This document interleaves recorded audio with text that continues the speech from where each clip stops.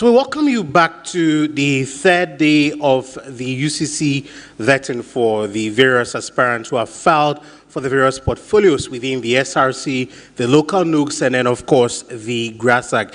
It's been a pretty tough road, and I understand why sometimes when the aspirants sit here, they feel so little. If you sit here and you cast your eyes up there, it looks like a huge mountain, and I understand them. Professor Chad, I don't understand why when you come.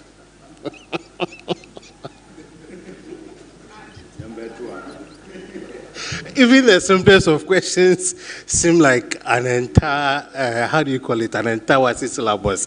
Anyway, so we have 3 more applicants to go, and they are vying for the local Nugs president. In the morning session, we had 3. So instead of 8, 2 have pulled out, and we currently have 6. We did the first 3, and now we are doing the second 3. So stay with us. Remember to comment, like, and share. And of course, with your comments, let them be decorous. And we are live on TV UCC, where we are streaming live from the Nana Jane Opoku Ajman Auditorium. So I'll leave it for the Prof Chair to continue. Prof, let's take over the second part. Thank you very much. I hope you won't quiz me. No, I'll let you off today, maybe tomorrow.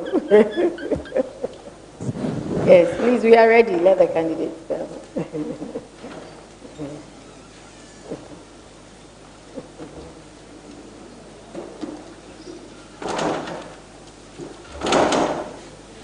Hello, you're welcome. Please take a seat.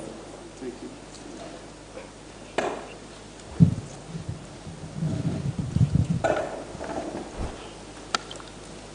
No, you can put it on the table if you want. Want to? It's okay. Yes, please. Yeah.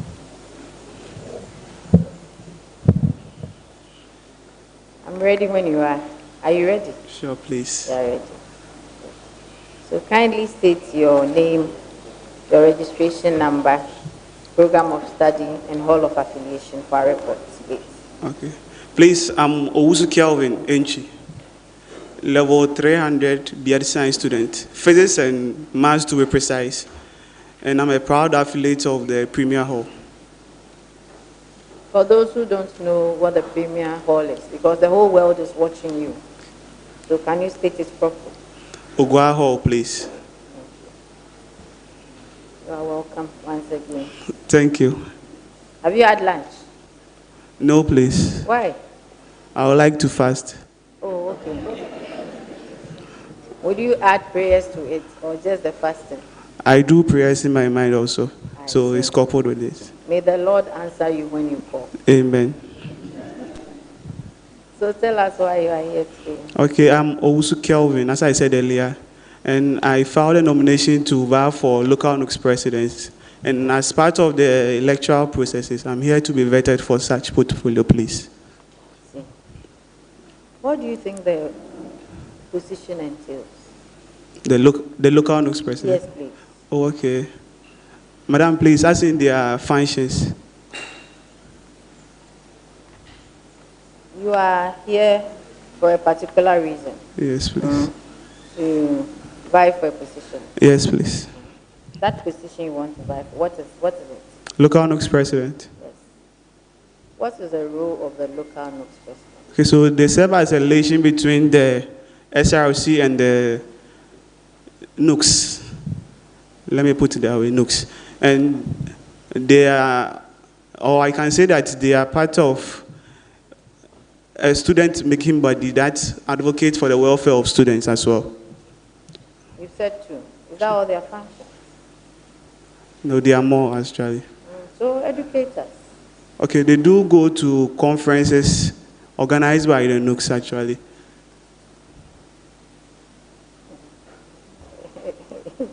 Is that a role, going for a conference? They are part of the Congress as well, the National Congress. Yes, please. Tell me, why do you want to become the local Nugs president? It appears you are struggling to tell us their functions.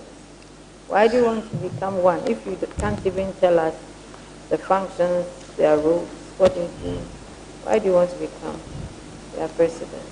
Oh, okay. As part of how I see leadership is, leadership can bring or it can be a step up for you. Sure. And as part of my CV presented, the position I've held, and I see it needful to vow for local Nugs president, not only for my selfish gain, but to serve the student populace as well. But you could have served the student population in any other capacity. Yes, I see in the hall, in your school, even in your church. So why this one?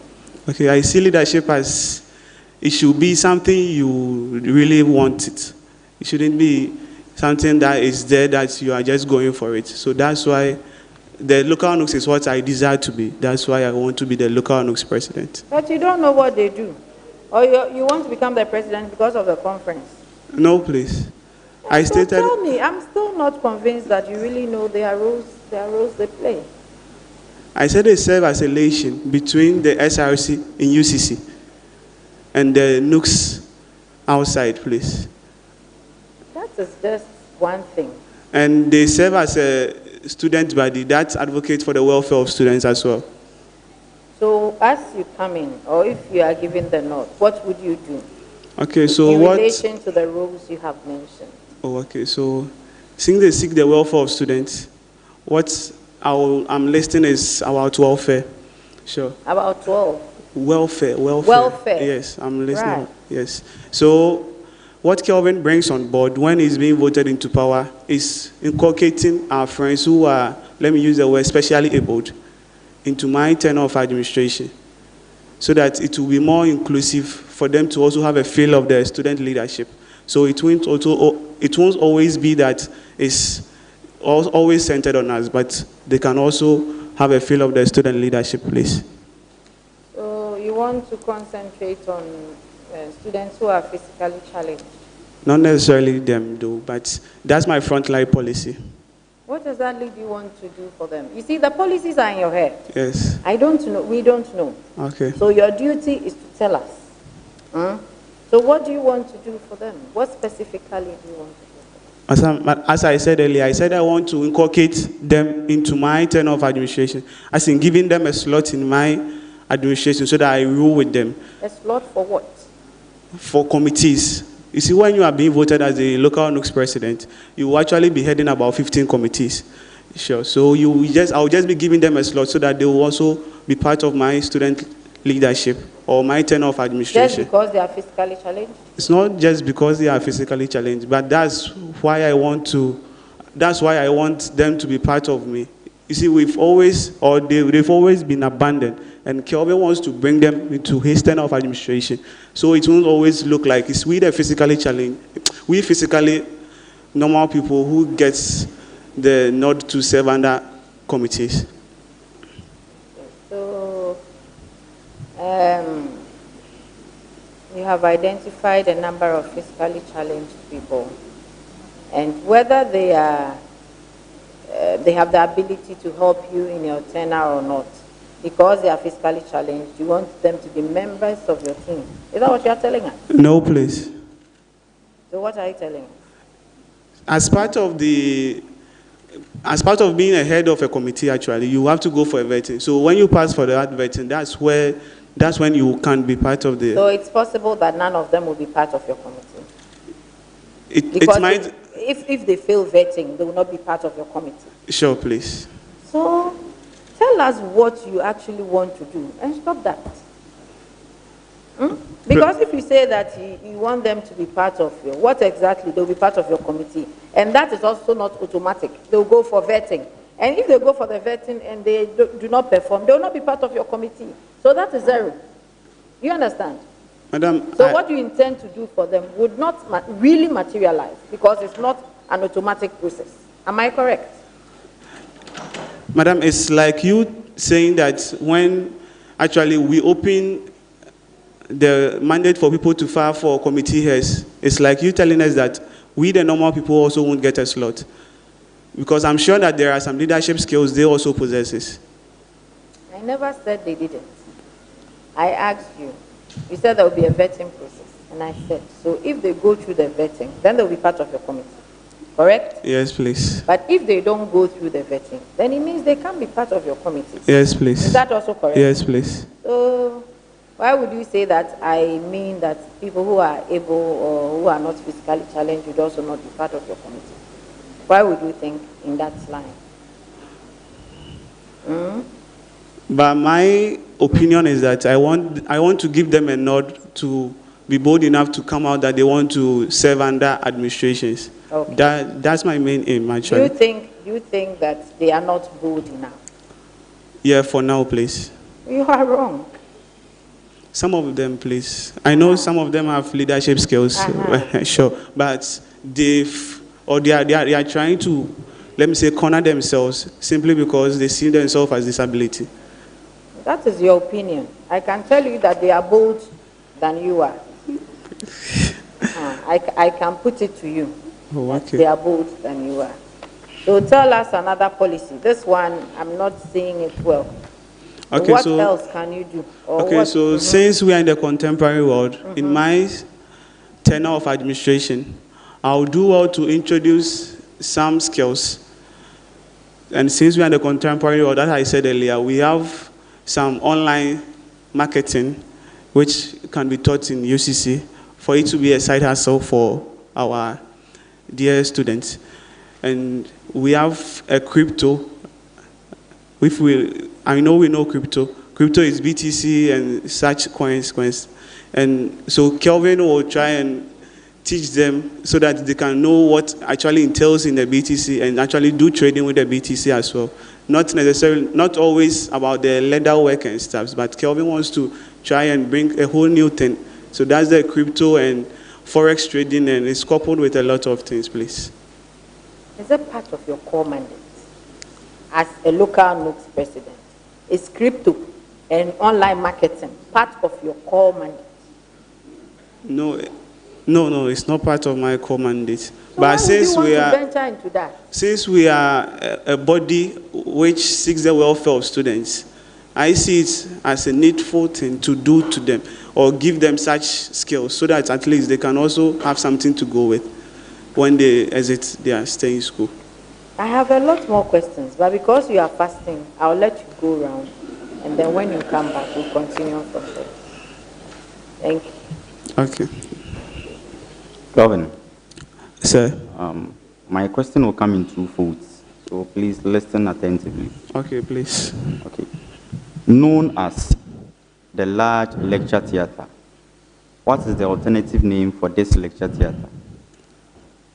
And what role is associated with this name at the lecture theatre, the university, sorry? Known as the large lecture theatre, what is the alternative name for this lecture theatre? And what role is associated with this name? That's the name you are going to provide, the alternative name in the university. So, please, can you rephrase your sentence for me? Okay, listen attentively. Okay.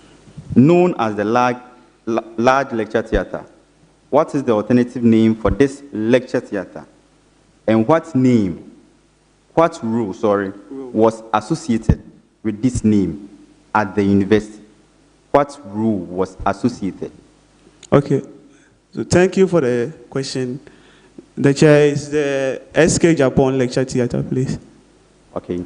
And the role was strictly for lecture. The role associated to that name, the ISK Japan, the role he played in the university. Oh, sorry, please, can you educate me on that? Okay, he happened to be a vice chancellor. Oh, so you got the first one correct. Okay, thank you, please. Hello, Kelvin. Yes, please. Given your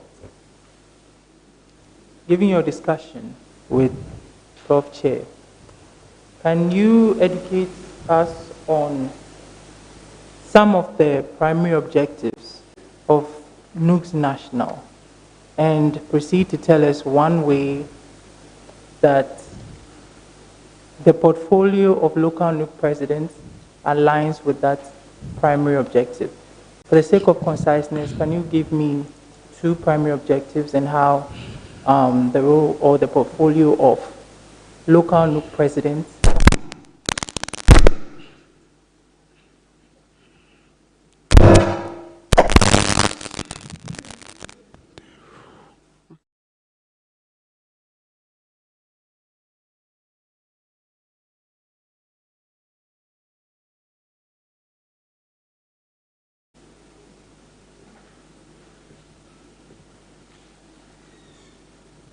So, and also just to avoid reiterating the same points over and over again, can you leave out the one about acting as a liaison between the local Nugs and then Nugs national? Okay.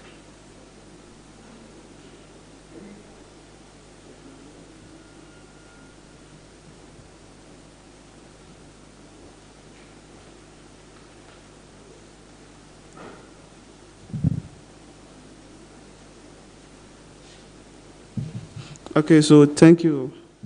The primary objective of the Nugs is they seek welfare of students in the, as in the whole Ghana. They are the body that seeks the welfare of students.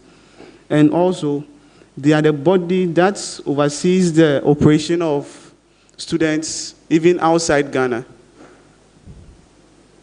And you said the role the local Nugs play, the local Nugs president play in such objectives, please. So the local Nugs can serve as a Congress member and also can serve as a Central Committee member. So literally they are responsible for making policies that will actually fit students in Ghana. Yeah, that's a very good answer. Thank you, please. Kelvin. Yes, sir. Good afternoon. Good afternoon, please. How are you? I'm fine, and you? All right. So this is my question for you. Okay. The financial regulations and policy and procedure for UCC stipulate that the Vice Chancellor shall approve an advance payment for goods and services and also works, and that goods and services or works should meet certain conditions. Are you okay with the question? So what I said, give me those two conditions under which the Vice Chancellor will approve an advance payment.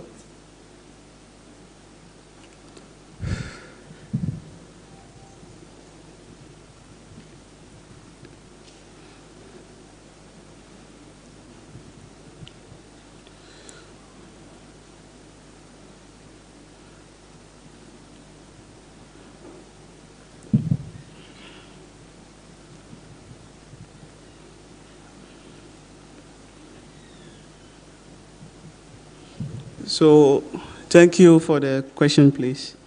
So, number one, if such thing the VC is purchasing is prone to price fluctuation, please, as in it's possible that it will either go up or it will decrease. That's when he or she will You got the question, you got my question right. Or you want me to say it again? Can you say it again? I said that according to the financial regulations for UCC, the Vice Chancellor can only approve an advance payment for goods and services or works when it meets certain conditions. So I want you to give me two conditions under which he or she can do this advance payment or approve the advance payment for the goods and services. Okay, so as I said earlier, I'm still standing on my first answer. I said when the price is prone to fluctuations, as in this, it can increase. And also, since when it's decreasing, it will be at our own advantage. But how is that? How is it subjected to it being? You say what price? What fluctuation? Yeah. How does it work? He approving advance payment? Yeah. Let me say, if he wants to buy a laptop for the whole student populace, it's an example, please. No problem. Okay. And the laptop is 100 cedis as at now. And he knows that how the price fluctuation is going up or down or something. So he will try to purchase it knowing that it's possible that it will actually increase. That might be a reason for him to actually provide an advance payment. Do you know what an advance payment is? Yes, please. Oh, okay. So based on what you are saying, it clearly shows you don't know the answer. So the answer I'm looking for is the advance payment should be written by the public contract. Then also the amount shall not be more than 15% of the total price to be paid for that contract. So your answer was wrong. Okay. Thank you. Thank you.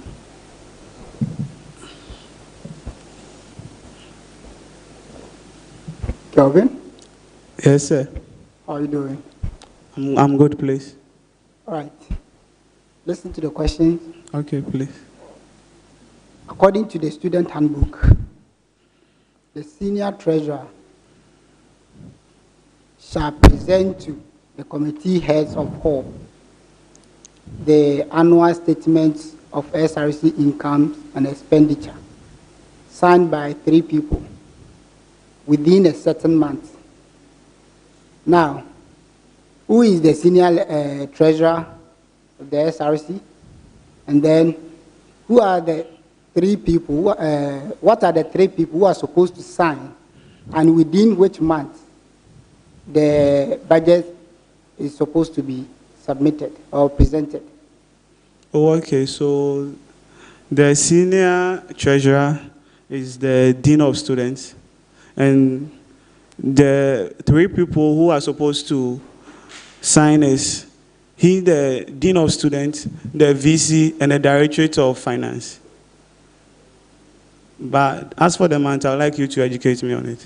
Oh, okay.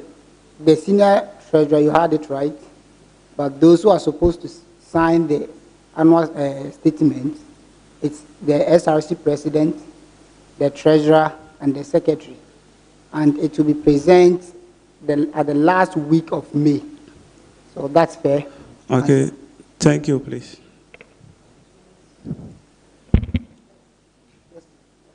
Hello, Kevin. Yes, please. So since we are back again, since you say you are fasting, I'm going to be a bit kind and give you another question.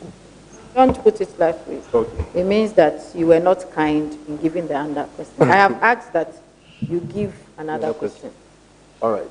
So this is my second question. Okay, please. According to the same book, Financial Regulations for UCC, when a payment is made to a person other than the one named on the voucher or whatever payment is going to be made, like let's say payment is being made to a third person, the authority under which this is made must be attached by a voucher, right? So assuming you are going to make payment, but it is not in my name, but you are letting somebody go and do that payment, it should come a certain authority. I want you to give me 2 things that should accompany that authority. So I think the name and the signature, please. The name and the signature. Yes, the name of that authority and the signature for that authority. Well, that is wrong. That is not what I was looking for. It should come with power of attorney or affidavit. Then you have or letter of administration. Then also maybe the authority note should be countersigned by the director of finance and should be approved by the director of finance. So that is what I was looking for. So your answer is wrong. Okay, please. Thank you.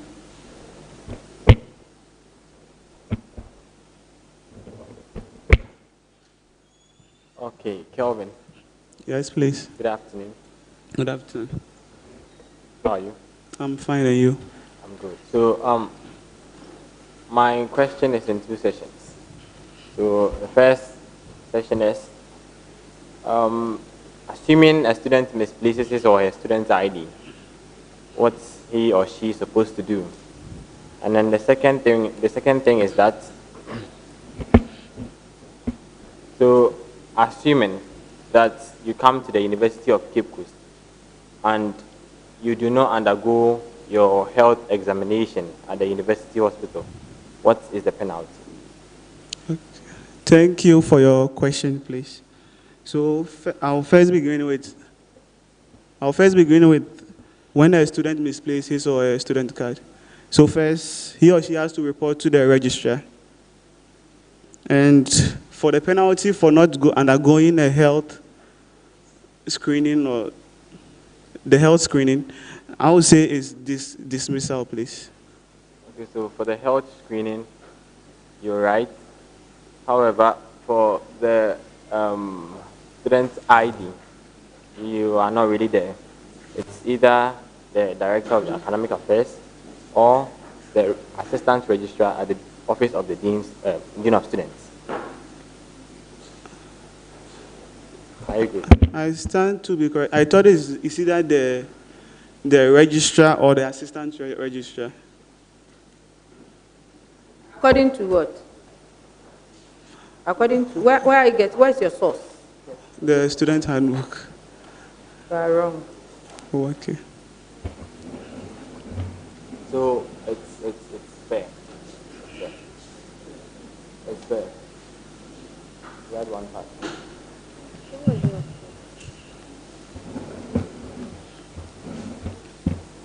Hello, Kelvin. Hi. Good. I'm good. Okay, so I would like to make a point of correction about what you said. Oh, okay. So when we were talking about the disabilities, you were like, we the normal. What does it mean? When I say I relax. Okay. I feel it's inappropriate because if it is disability or disabled, you can say we the able. Saying we the normal. Like, in fact, I'm not disabled, but I feel offended. It's okay. So I'll take it up. Thank you. Okay. Your substantive question. Okay. So your question. On May 30th, 2024, the International Labour Organization projected global unemployment rate for 2024.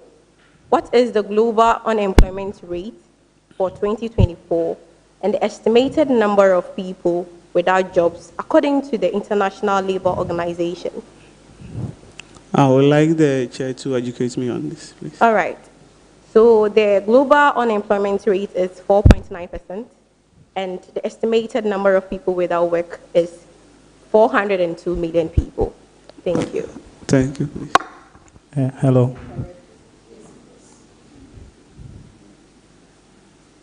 Kelvin. Yes, please. How are you? I'm fine, and you? Okay, I'm good. Thank you.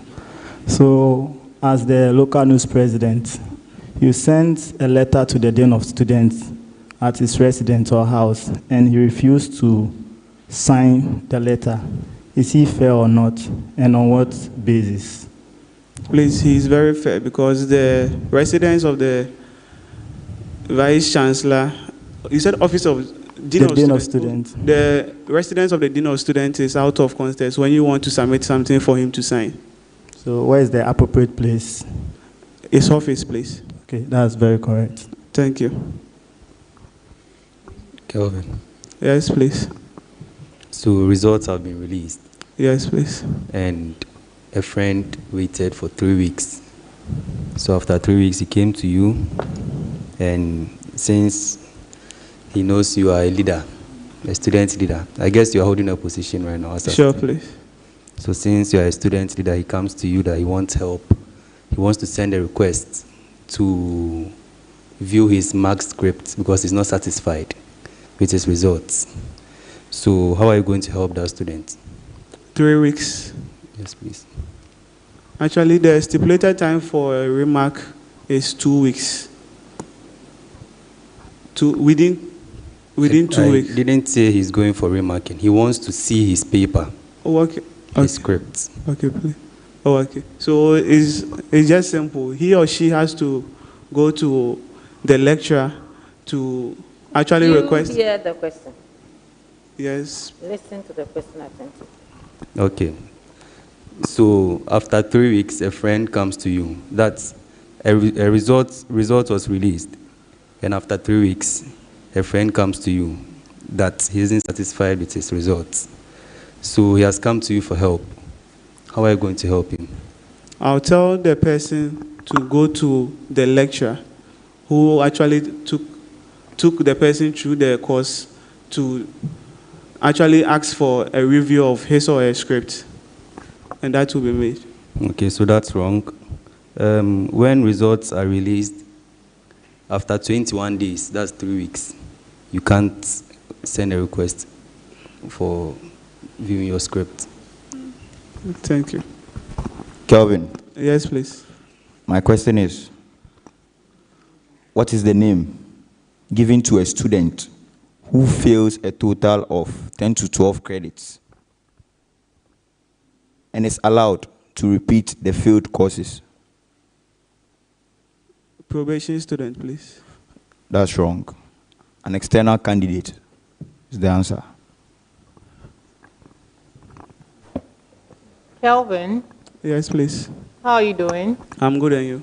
I'm fine by God's grace. So I'm going to read out a riddle which demands 2 answers. So please listen attentively. I am the current Minister of Food and Agriculture and a member of Parliament in the Eastern region. Who am I and which constituency do I represent in Parliament?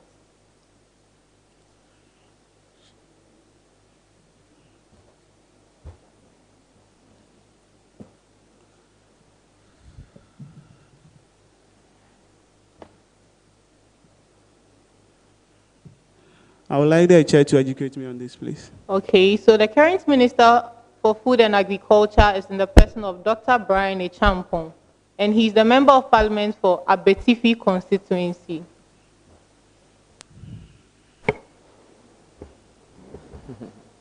Kevin, Yes, please. how are you? I'm good. Would you like to sip some water at this point? I'm okay, please. Oh, you are fasting. Oh, but you are allowed to drink water even when you are fasting. I'm okay. This one is the dry one. No, it's not. It's not a dry one. Okay. All right. So I guess that you are so close to the physically challenged student. Sure, please. You have a friend? Yes, please. How many of them? Actually, about 2. That I'm personal relationship with them. About 2. We can't hear you. About 2. So you don't know the number? About 2. About 2? Yes, please. Yeah, 2. That I mean personal. So like 2.5? No, sorry, 2. That I mean personal contact with them, please. Okay. Have you been to their meetings before? Their meetings? No, please. Do you know how many physically challenged students we have on campus? No, please. And they are your special interest? Yes, please. And you don't know the number? Yes. Because you sat down to develop a whole program for them. So you're coming to office as the local news president is to give them a certain platform. But you don't even know the people you are talking about here. If I'm not, they're about 500 to 700, if I'm not. Are you sure about that? That's my estimate. So I thought that, I mean, once you have a whole program for them. Please, I need absolute silence. Otherwise, I'll disqualify your candidates and walk you out. I beg you. Thank you. I thought that since we had a whole program for them, you would actually take some time and go and look for them. I mean, because they attend meetings, they have an association, you talk to the leadership, you would be able to know what are their challenges, what are their problems, and then you can come and tell us that this is what I'm going to do for them. When you met them, what did they tell you? I mean, the few ones, the two that you have. Actually, I've been privileged to speak to their president, Mm-hmm. and he was actually telling me that he will try and organize them so that I speak to them. So you just jump ahead of that and you come and tell us you are going to organize cryptocurrency training for them. It's not I'm not saying it's for the specially abled, please. It's for the whole student populace. Why that one? Why that one? For the student populace. Mm-hmm. As Why I said, cryptocurrency?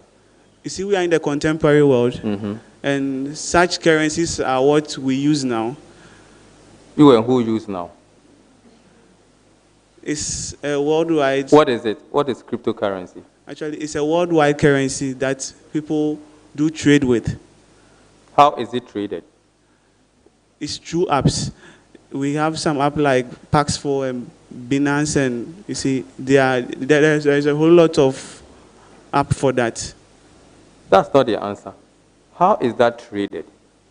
You see, when you are being registered on the app and you have your crypto you want to trade, you just find a buyer. The buyer will buy your crypto and you take your money. And so have you been doing that? Have you been trading? Sure, I've done that. Please. So which type of them?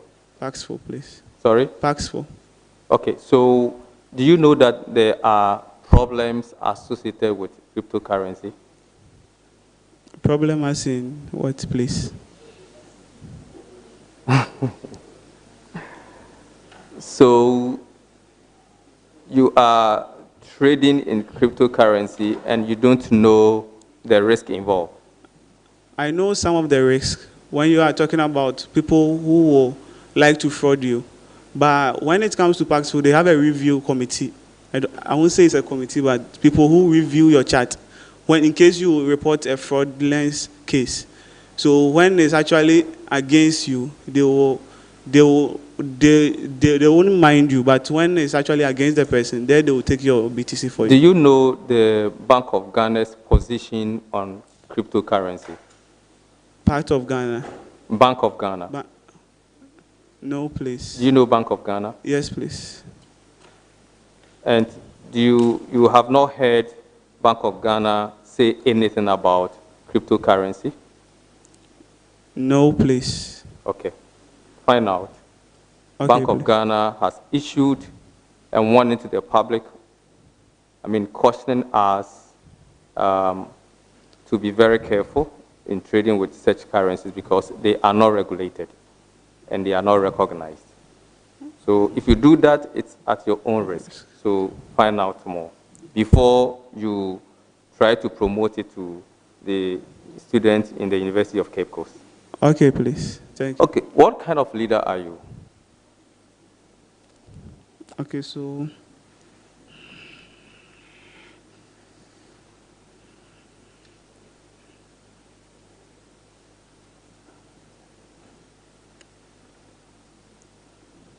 I'll actually say I'm a selfless leader, a tolerance, hardworking, and have people at heart also. When you say you're a selfless leader, what exactly do you mean? I mean, when I say I'm a selfless leader, I only mean that I don't think of only myself, but I think of someone in some instances. So can you tell us some practical examples where you demonstrated this selflessness? Okay, thank you. Maybe two. Okay, thank you, please. So in my SHS, I could remember we actually had a dinner. It's part of my CV, actually. We had a dinner at church. The dinner was a long abandoned something that I was trying to inculcate because we were I was a vice president at then. So that was why I actually wanted to bring on board because people or our predecessors didn't take peculiar attention to that. They saw it as a waste of money, but I said that, why don't we do it? So the expected number we actually estimated for wasn't up to, so I actually gave out my slot to someone. So that was SHS? Yes, please. What about UCC? UCC, actually, I do send some people money without even thinking about it. So I... The last time you sent money to someone, how much was it? 20 cedis, please. And when was that? Please, you are harassing the candidates. This is the second warning. This is my chamber, so please, I beg you. Or my court, her ladyship. So when was the last time you sent money to someone? I'm sure it will be last week, please. Last week. The person, your younger brother, or? Oh, no, please. Who? A student. On campus? Yes, please. Okay, male or female? Female, please. Okay, great. So I would like you to mention 4 strategies that you would adopt. I mean, if you are given a nod to become the local news president, 4 maybe measures that you adopt to promote transparency in the finances of the local news? Okay, thank you for the question, please. Can I take a minute? All right.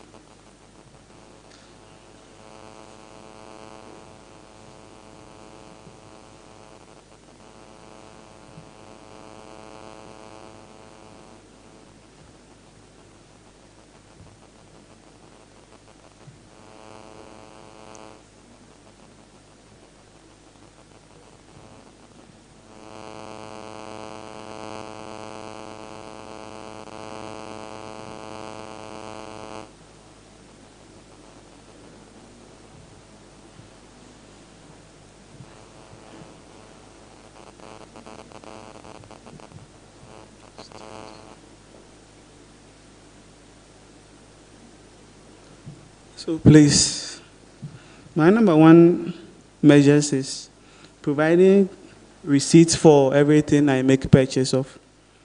And actually, seeing to it that things being purchased are of the low cost as possible. And also, whatever or whenever I'm making purchase, I will do well to actually inculcate my SRC treasurer, since he will be working with me, so that he will also know what I'm purchasing. And also, after purchase has been made, meetings can also be held for committee members, and I'll actually tell them or actually delve in the prices, or why we actually arrived at the prices we made purchase at. Have you had opportunity to work with the local Nugs president? Yes, please. In what capacity? I'm the secretary for the health committee, please. Okay, so when you attend meetings, have you had opportunity to be in a meeting where the finances are presented? No, please. Have you asked any question? About the finances? Mm-hmm. No, please. Are you aware that they have financial issues? With the local Nugs president? Mm-hmm. Yeah, I think that might be because they don't have their own treasurer. That might be the reason why they have financial issue. Why is that a problem? Why they don't? Why is that a problem? If they don't have their own treasurer, why is it a problem?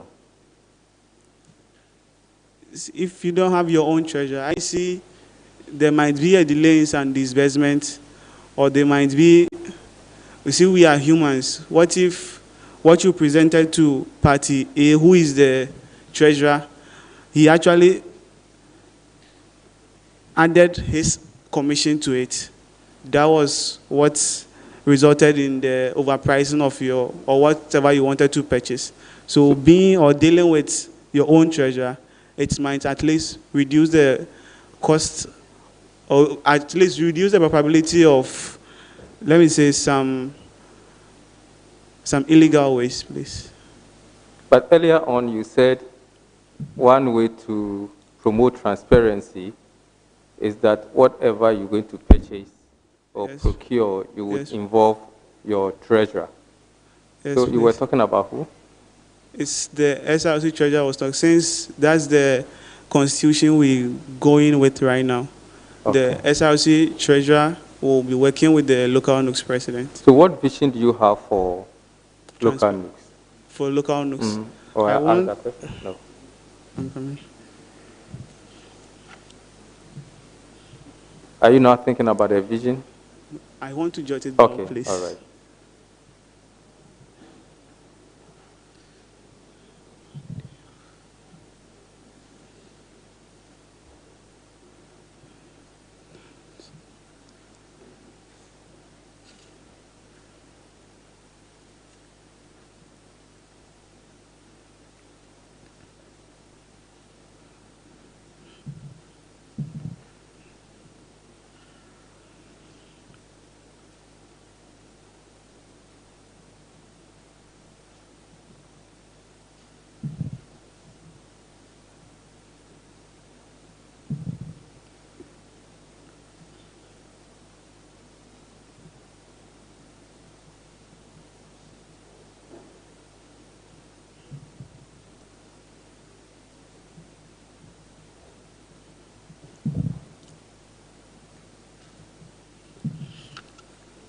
So thank you, the chair. I want to be a body of students that goes beyond student loan and passport. Actually, people actually think that the only job for the local NUCS president is student loan and passport. So I want to be a better one. And also, it should, and my tenure of administration will also serve as a means to empower students when I'm being given the nod to serve as the local NUCS president. And as I said earlier, or made mention of, I want to empower my friends who are specially abled, as I said earlier, in my tenure of administration, so that it won't always be that they've been neglected. What do you mean by empower? Empower. Yeah, when someone says he wants to empower you, because when someone says he or she wants to empower you, he or she sees that you have a potential in you that needs to be brought to light. That's my simple definition for empower. So, for example, if you see that I can dance and you help me to dance, it means that you have empowered me. When I see that you can dance and you don't want to dance, then I can empower you to dance. So what exactly do you want to empower students in? What exactly? As I said earlier, as my policy, I see leadership skills in my friends who are physically challenged. And I would like them, or I would like to, here I can use the word empower. I would like to empower them so that they can come out and actually be part of my administrations. But you said there are about 500 of them on campus. Yes, please. You are bringing all of them and giving them positions. How many positions are there in the local NUCs? It's not all of them, please, but they can mentor each other. So the few that will be lucky, they will benefit from your administration. What about the rest? As I said earlier, they can mentor each other. They can say that, oh, maybe my friend Kojo is part of me, and he gets to serve under this administration. Something good can be brought out of me when I also vie for a position or something. And you said you want to be a better one. What exactly do you mean by you want to be a better? Because I was asking you about your vision, and all that you could tell me was you want to empower and you want to be a better one. I mean, what do you mean by that? Oh, okay, so being a better administration, as I said earlier, people think the local NUCS is strictly for student loan and passports. When you go out, that's you what have said that, yes. So move away from that and tell us exactly what you want to do. Your vision. To be a better one. Not what people think, but what is it that we should expect you to do? Oh, okay. I would like the whole student to know the real function of the local Nugs, as not limiting ourselves to what we already know, but we should know something outside the box, what the local Nugs can do. So, Okay. You have still not been able to tell me anything. And I don't see what you want to do anyway. But assuming that you have become the local news president and you have been invited by the Minister for Education and is asking you to suggest the areas of education that you would like him to pay attention to, which areas would you suggest? Areas of education. Yes. I would say he should pay peculiar attention to the vocational skills, please. Why? Because when you invest in vocational skills, the people coming out won't turn out to be burden to the president, or let me say the government, for jobs. But when you actually invest in we that you actually need to employ, let me say the medicine students, a whole lot.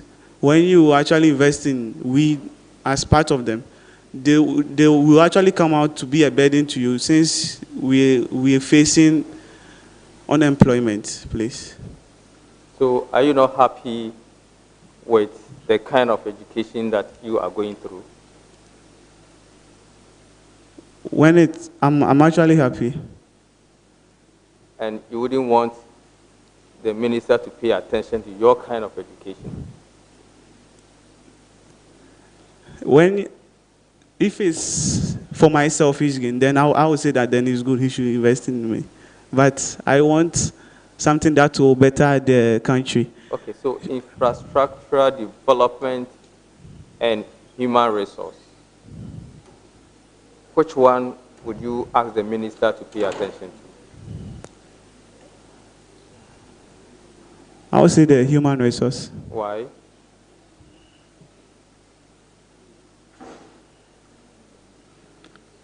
You see, investing in human resource can actually turn to your benefit, since they will come out, or since when they come out and they are working, they will actually be paying tax that will benefit the country. Okay, let me make it more specific. Okay.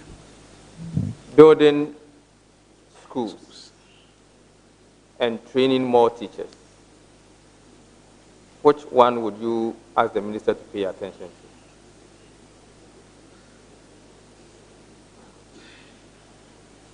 A minute, please. Okay.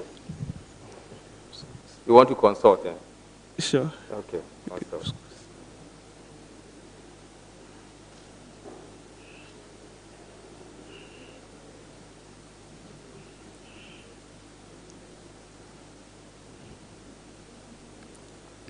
I will actually consider the training of teachers. Why? As I said earlier, they will all come back to contribute to your revenue, as in tax. So that's what you're looking at. So you spend all the money to train teachers, and they will go and teach students under trees. Is that what you are suggesting? No, please. But you said, or you made mention of new schools. Yes. So building, schools, school buildings, and training teachers. Yeah. So we have quite of number, or we have a number of schools in Ghana now. So we training teachers will be no disadvantage to us, since such persons will come out and will serve as a... Okay, let me ask you my last but one question. Okay. Can you give us 4 innovative ways that you think tertiary education should be financed in Ghana? 4 innovative ways. Why I think the tertiary education should be financing tertiary education. Oh, okay.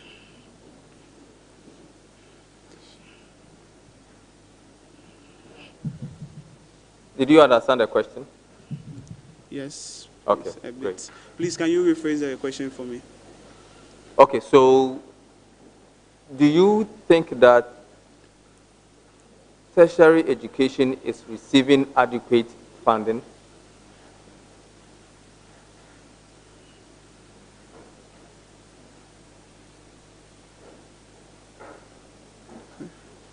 Adequate funding from the government? Yes. So I think no. Why? Because the school has its own way of generating its income. And I don't think the government still push money into our tertiary education. Do you know that for a fact? Or you are just guessing? I'm not just guessing. You know that for a fact, that government doesn't bring money to the tertiary. It's not that many as compared to Sorry? our SHS or other pre-tertiary institutions. You should know this because you are coming in for a position that is going to deal with students. And you don't know whether government is still funding tertiary education. The government is still funding. And you say that is enough. No, that's not enough. That's not enough. Yeah, he can do better. Suggest 4 innovative ways that if you are given the opportunity to become the Nugs president, UCC local, you would suggest to government to finance, to employ in financing tertiary education.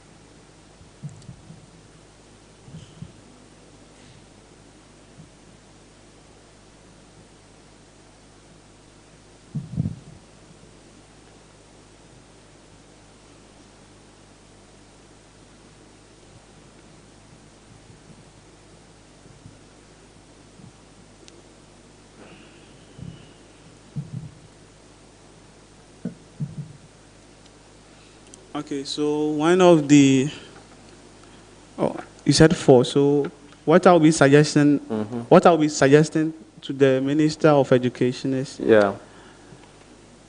he should take peculiar attention to those of us on campus who actually are focusing on skills or actually are learning skills, just like our art students, our artists. And those drumming, it all forms or it all contributes to culture. And our home economics students. So that's the number one I would like him to take care of. I said, do you understand the question? Ways of financing tertiary education. You have become the Nugs president. Yes. You have the opportunity to meet the government. Yes. Or the president. Or the minister. And you want to suggest to him, Mr. Minister, Mr. President, we've seen that these days we don't have adequate funding when it comes to tertiary education. But we need so many things. So I would like to draw your attention to this source, this source, this source. So that's what I want you to come out with. What do you have? What strategies or what plans do you have to suggest to government in terms of financing tertiary education? Oh, okay. So I think the ministry should actually open a scholarship hub for our dear students so that at least they can also apply for when they are eligible for the criteria. Scholarship from where? Government? Yes, please. From the government. And what again? And also give us an open slot for our students to actually go out to actually study and come back. that also can be a source of. And actually, With whose money? with the They should government, go and study and come back with whose money? with the government, please. Anyway, I don't want her to waste time on this. It's clear that you don't have any plans when it comes to financing tertiary education. But let me ask you my last question. Do you know about the exchange rate for the dollar? Yeah, last time I saw it was 15 cities. 15 cities. Yes. Has it increased or? Last time I saw it was 15 cities. Is it But high? I heard it's been increased, so I don't know the. Okay, good. Do you think that this depreciation in the Ghana cities has any effect on Ghanaian students? Sure, please. How? In what way? See, our friends who are studying abroad and actually are receiving funds from their parents here, they sending money to them. The parents will actually see the money as huge. What about those here? We are talking about those who are in Ghana. Those here. Okay, so depreciation of Ghana cities will actually mean or contribute to a factor of increase in foodstuffs. So we on campus like this. Increasing? In foodstuffs. Increasing in prices of foodstuffs. So we on campus like this, at least what we used to buy at 5 cities has actually been increased. So I think it's the depreciation of the cities that has actually caused that. Okay, so what would you suggest to government? If you become the local news president, what ideas do you have? Okay, so we should actually... to help government address it. So we should actually encourage made in Ghana products just to avoid that. And actually we should encourage our fathers and mothers who are actually into the agri sector. Who are into the agri sector. Since I see that they are the holders of the economy. So we should actually invest in such people so that it will actually... All right, okay, that's fine. Okay, thank you. Kelvin, say yeah. Yeah. Kelvin, you have 4 referees. Yes, please. And none of them is from UCC. How do you explain that? You are in level 300, right? Yes, please. You've been here for 3 years. At least one lecturer should be able to give you a referee. Your maths teacher at Impraiso, FBY Group, Kwame School Enterprise. Yes, please. Frank Poku Enterprise. Yes, please. What about you? Madam, it's not that I'm not in good terms with them. I'm really in good terms with them. But nobody has said you're not in good terms with anybody. You have so many lectures. Others go so scary that you couldn't approach them. No, please. It's not that. You started building your CGPA nicely.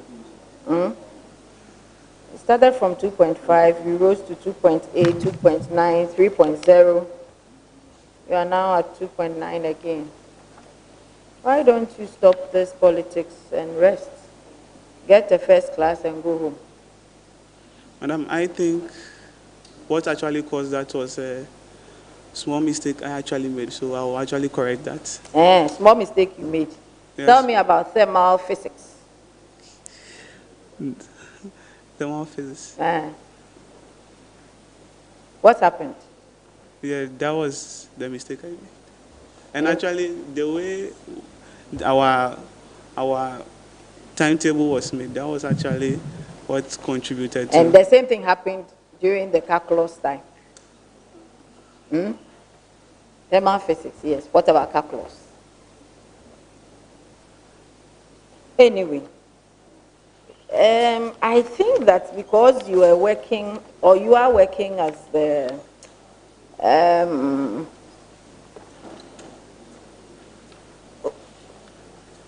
planning committee member. What do you even do for the local Nugs?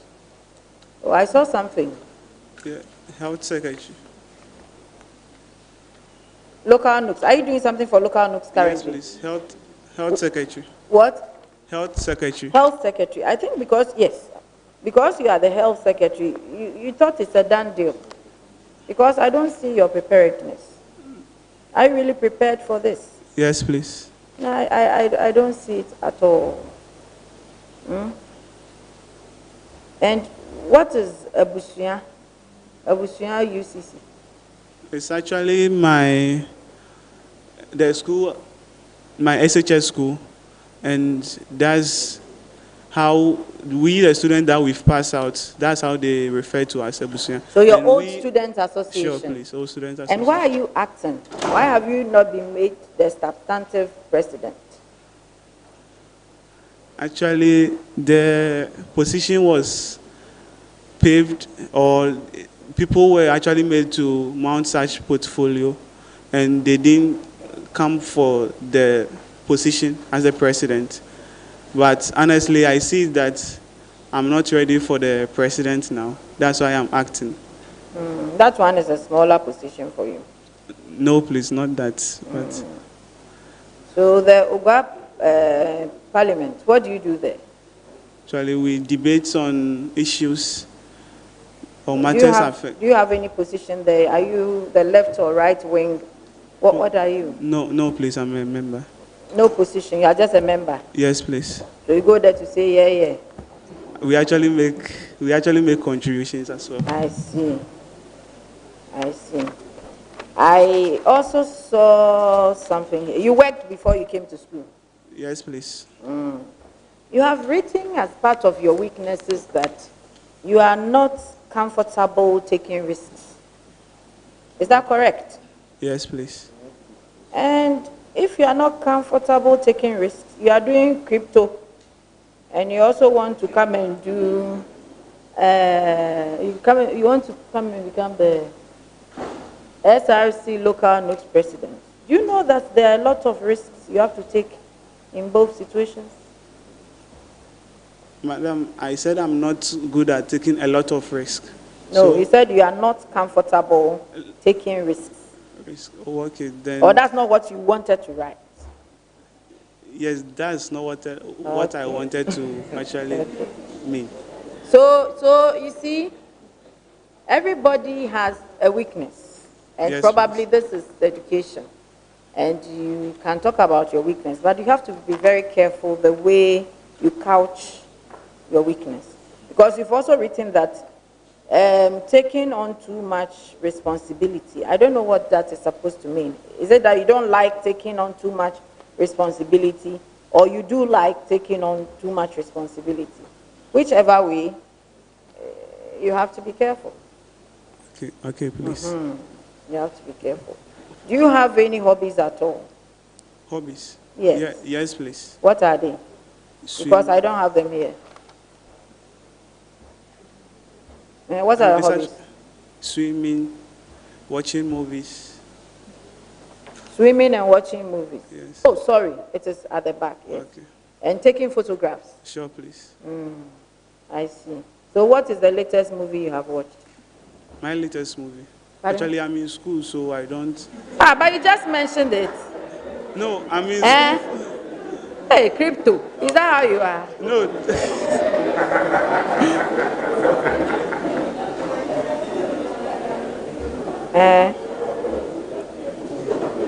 As part of your strength, you say you're a very honest person. Sure, please. How can you attest to that? I've actually served as a vice president in my senior high school, and we actually handled money. And since my administration, we never had any financial issues. That's what I can say. I'm honest. So does honesty depends on only you being faithful with money? No, please. So come again. Maybe you keep money well, but you're a liar. What about that? Okay. So you see, when you put these things, you have to be careful. Fine, that is you. But if you are asked to explain, because once it comes here, I would ask you to explain. You must give us tangible reasons why you think these are your strengths. Otherwise, I would think that you just wanted to put something there to look good in the eye of the public. Please, do you understand? Yes. Okay. So during your interaction with me, I think something happened. And I want to give you an opportunity to correct it. We all make mistakes and we all learn. I think that in trying to address the differently able people, you used other terms that was not very friendly. And I think that those who are listening to us or watching us, some may have taken notes. And I want you to correct that. Do you get it? Sure, please. So the platform is yours. I should re-correct what I said? Yes. Okay. So I said I will try and inculcate our friends who are specially abled in my tenure of administration. So it wouldn't be that. Okay, so you didn't get it. You used we the able, am I right? We the normal people. And I think maybe you were under pressure, so you didn't even realize that you have said that. But it didn't sound well. But I didn't want to put you on edge. I wanted you to finish, and then we correct it. So it's either people who are differently able, physically challenged, or able persons, not normal, because they are not abnormal. Do you understand? So you want to apologize, or you want to say something? I really apologize, madam. Not to me. To my friends who actually felt offended, and actually my friends who are physically challenged. Exactly. So your CV is quite okay. It's quite okay. The curriculum vitae is very bold. I think maybe font size about 24, 26. And then you have bolded it and underscored it as well, underlined it as well. A bit bold, but all in all, I think it's not a bad CV. And you have written what you have done. There are some spaces that are not needed, but I think it's neat. You have paginated it and all that. Do you have any questions for us? Yes, please. So please, on a scale of 1 to 10, what's your rate on my performance?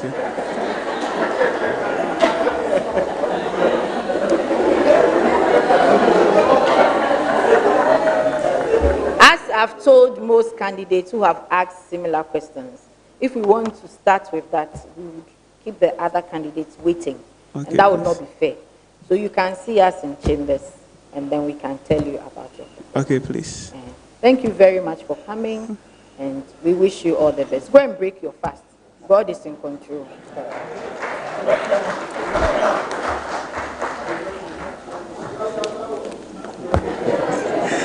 Right. So you're still watching us live on TV UCC, and I'm here to read quite a number of messages. I'm going to pick them randomly while the panel members get set to receive the next nominee for the position of local Nugs right here at the University of Cape Coast. Yours, I'm picking yours. Ketosis, you said crypto, he will use our money for that. We have to be very careful. And then this one says, hey, Master Crypto, 1 minute to be an actual in them. Let me see. Maunyo says, K for local news president. Okay. Ketosis comes in again to say, let him come to the comment section. We too have questions for him. Interesting. Right. This one, Mutala Muhammad. God is in control.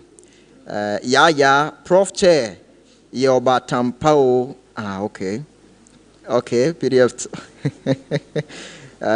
K is servant leader. No, let me pick this one.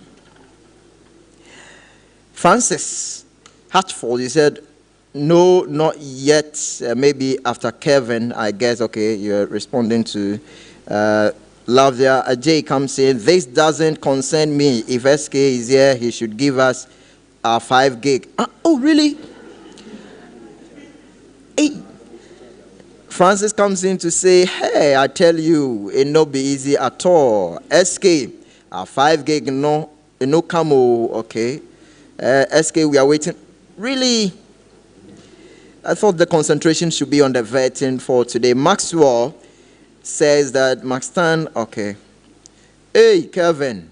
This one is coming from Ketosis. Relax. You are working with the university. Master, be careful. Okay. RSTV. Vivian for SRC. All right. I'm not picking this one. Mr. Black. You've not wished SK Happy New Month, but you want 5 gigabytes. Really? He should give us, no, I'm not taking the 5 gigabytes again. Yeah, Vice Chairman, the Grail aspirant. Oh, okay. Interested. This one also says, hey, the man beside chair to his questions be something. Oh, okay. Hey, who are you talking about? Interesting. Keep the comments coming. AJ Ness SRC. Okay. Tech Brain. You have finished the word actually. Okay. You have finished the word actually. Okay. All right. Yeah comes in to say that fathers and mothers saying, yeah, we saw a great question. You say fathers and mothers in farming. What are the students doing? Organizing a Greek related seminars. Even DHub is doing that. And you're telling mothers and fathers as farmers. Okay. Ebenezer Pra. It seems the local news aspirants are very hot today. It is not easy to be on that seat. Amen, it's true. The seat is a bit hot. Ample for Esther, they actually is too much. Was he really saying, okay, I didn't pay attention to that. And then Francis comes in to say, hey, crypto. Kojosa says, crypto saying, crypto not saying. All right. Ketosis comes in again, always reading to broaden his knowledge. Remember, you can also share your comment, your thought with us. Leave that at the comment section. We're waiting for the panel members to get set. So we pick the next nominee. I think the committee is taking a decision. So remember that you can be part of us. I take the opportunity to interact with those here. Quick one. Let me have your opinion. Those in the auditorium. But if you're also around here, anywhere around the Arthur Language Center, Professor Jenna Nopuku Ajman Auditorium, you can also join us in the auditorium. This is where we are transmitting from. Remember, this is TVUCC. And of course, if you have not subscribed to our channel, this is the time for you to subscribe to our channel. You hit on the notification icon. And you share the content for the entire world to also get to know what we're doing here. Daniel. Yes, join me here. Randomly, I would mention your name, those that I know, and you join me. So, Daniel is actually here.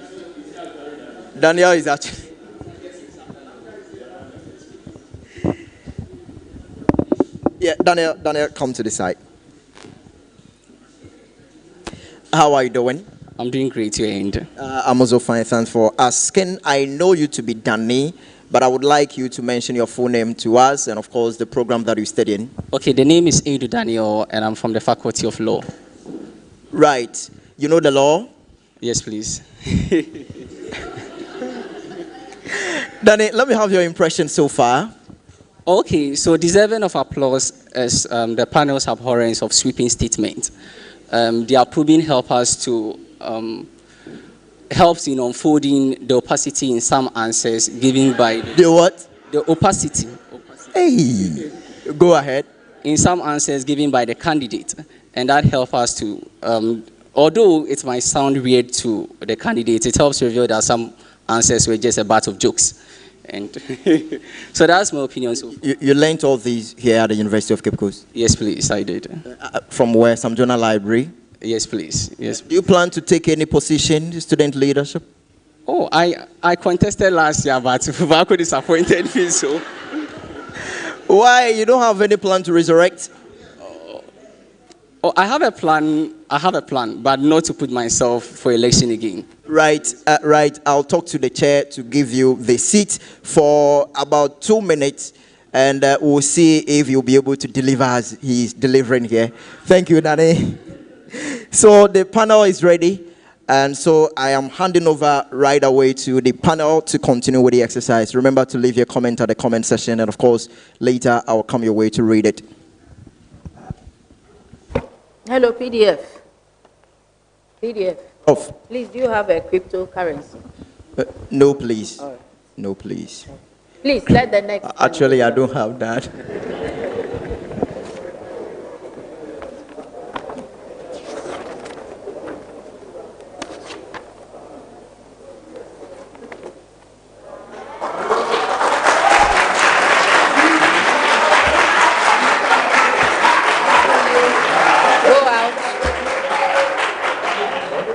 If he comes in and you clap again, he'll be disqualified.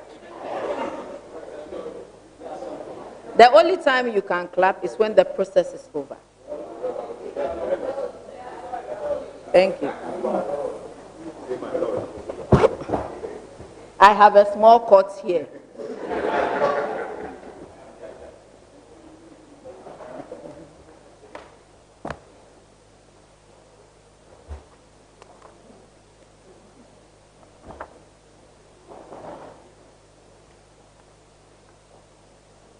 Hello, you are welcome. Kindly take a seat.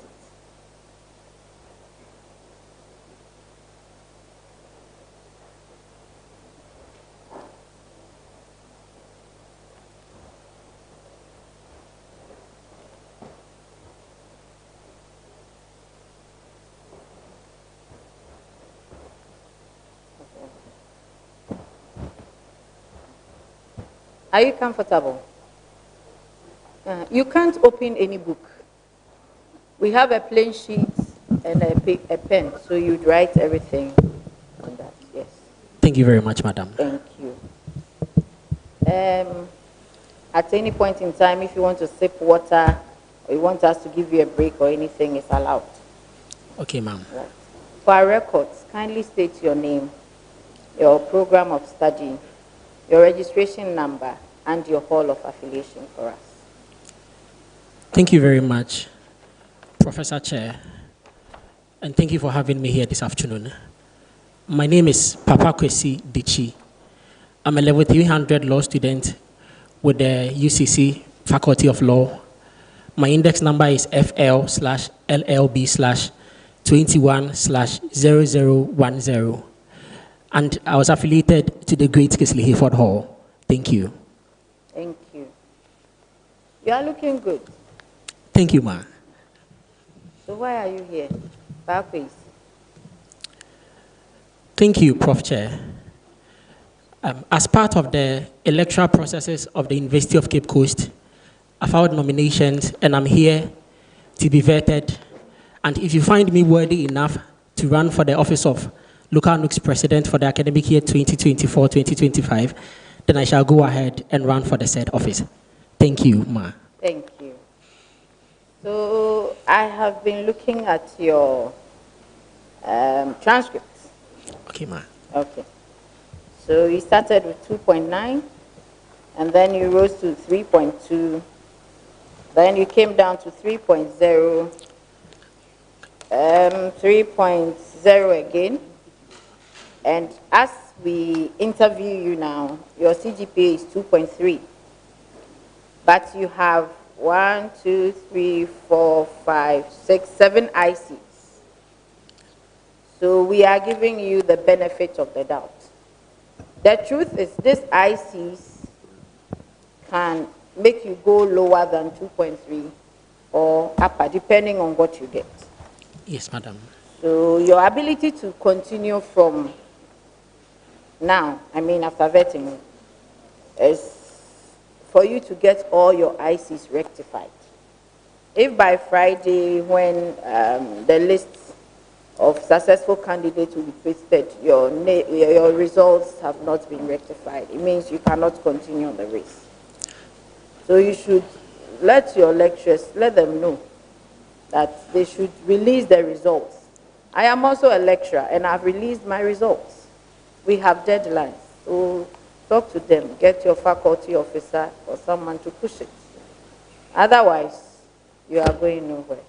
Please, are we okay on that? Yes, we are. And thank you very much, Prof. Chair. So I did list with my faculty examination officer. You don't need to explain to me. Thank you, ma'am. The most important thing is getting the results. Thank you, ma'am. It's not your fault, but unfortunately, per the rules we are working with, you shouldn't have ICs. Okay, ma'am. I can see 3 referees here. Did you get their permission? Yes, ma'am. I see. Van is your lecturer. Van Boven. Yes, Van Boven. We affectionately refer to him as senior man. All right. He was my mate, first degree. Oh, so he's a very good friend. And I can find out whether you informed him before you used him yes. as referee. Yes, ma'am. But that would mean that he says he read Secretariat as his first degree. Yes. That's we were mates. And he even at school, he used to speak very big English. So we are not surprised he's a lawyer. Now, Okay, tell us why you want to take up this position. Please, can you take it again? Tell us why you want to be the SRC local Nugs president. Thank you very much, Prof. Chair. I must begin by stating that I do not consider my candidacy as a matter of self-entitlement, nor is it primarily based on just intrinsic evaluation. I believe that the current executives are doing as much as they can, but as it is ultimately said that there is still room for improvement. So I want to step up, take the leadership role, and play as much a vital part as I can towards the development of students. Thank you, ma'am. What are they doing? You said they are doing as much as they can. What are they doing? Or what have they done? Thank you, Prof. Chair. So early this semester, I've had the opportunity to attend the local Nugs conference, the WE conference, which educated students on what local Nugs is about, and then public speaking skills, and training students in such areas, advocacy. So that is a program I highly commend the leadership of local Nugs for. And then also His Excellency, the current local Nugs president, Salasi. Pardon me if I do not mention his surname because I may not be able to. He is also has embarked on passport registration and birth cert registration. And it is a known fact that some students, not most students, come into the university without the necessary birth cert and passport registration. So I believe that those are highly commendable initiatives, and we commend them for such act. Thank you, ma'am. But was passports not being done at international office already? These things were being spearheaded by the university already. So for me, it's not anything new, unless you want to tell me otherwise. As far as I know, unless it has been changed, the international office was giving students the opportunity to have their passports through that office. So it's not a new thing for me.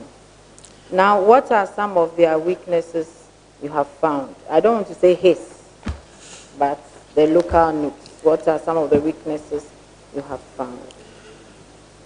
Thank you very much, Prof. Chair.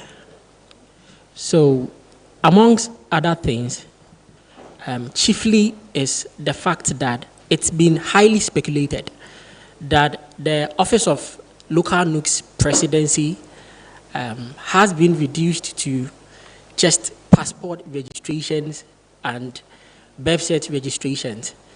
Also, I honestly believe that there is a bit of issues with publicity, in the sense that you do meet, say, students in level 400 to have conversations with him or her concerning local Nugs, and some seem not to have heard it before. So I think we can work on publicity as well. Thank you, ma'am. So, did you hear my question? So his weakness is that local Nugs is not publicized very well. Is that what you're trying to say? Thank you, Prof. Chair. I believe the question thrown at me was that what are The weaknesses, and you said Yeah. you meet students and they don't know about local nooks. Yes, ma. So I was relating that to publicity at large, that where there are local nooks programs on campus, the existing administration can do better regarding publicity. Okay. In as much as I take due cognizance of the fact that they are doing very well, I think there is still room for improvement. Right. Thank you. So what are you bringing on board? What is your vision? What are you going to be doing as the local nooks president? Thank you very much, Prof. Chair. So, Prof. Chair, I liaised with my team and we came up with interesting policies, so to say. You already have a team in place? Not necessarily a political team, but people you confer with. Right. Thank you. So, this permits me to refer to my candidacy as K. As what? K, as that would be the teaser. Right. You. Yes. Yes, ma'am. So the K-led administration would consider our policies as what we call the asset upper policies. So the asset upper policies, we've classified it broadly under entrepreneurial skills. Now, at entrepreneurial skills, first, we are looking at the 21st century drive.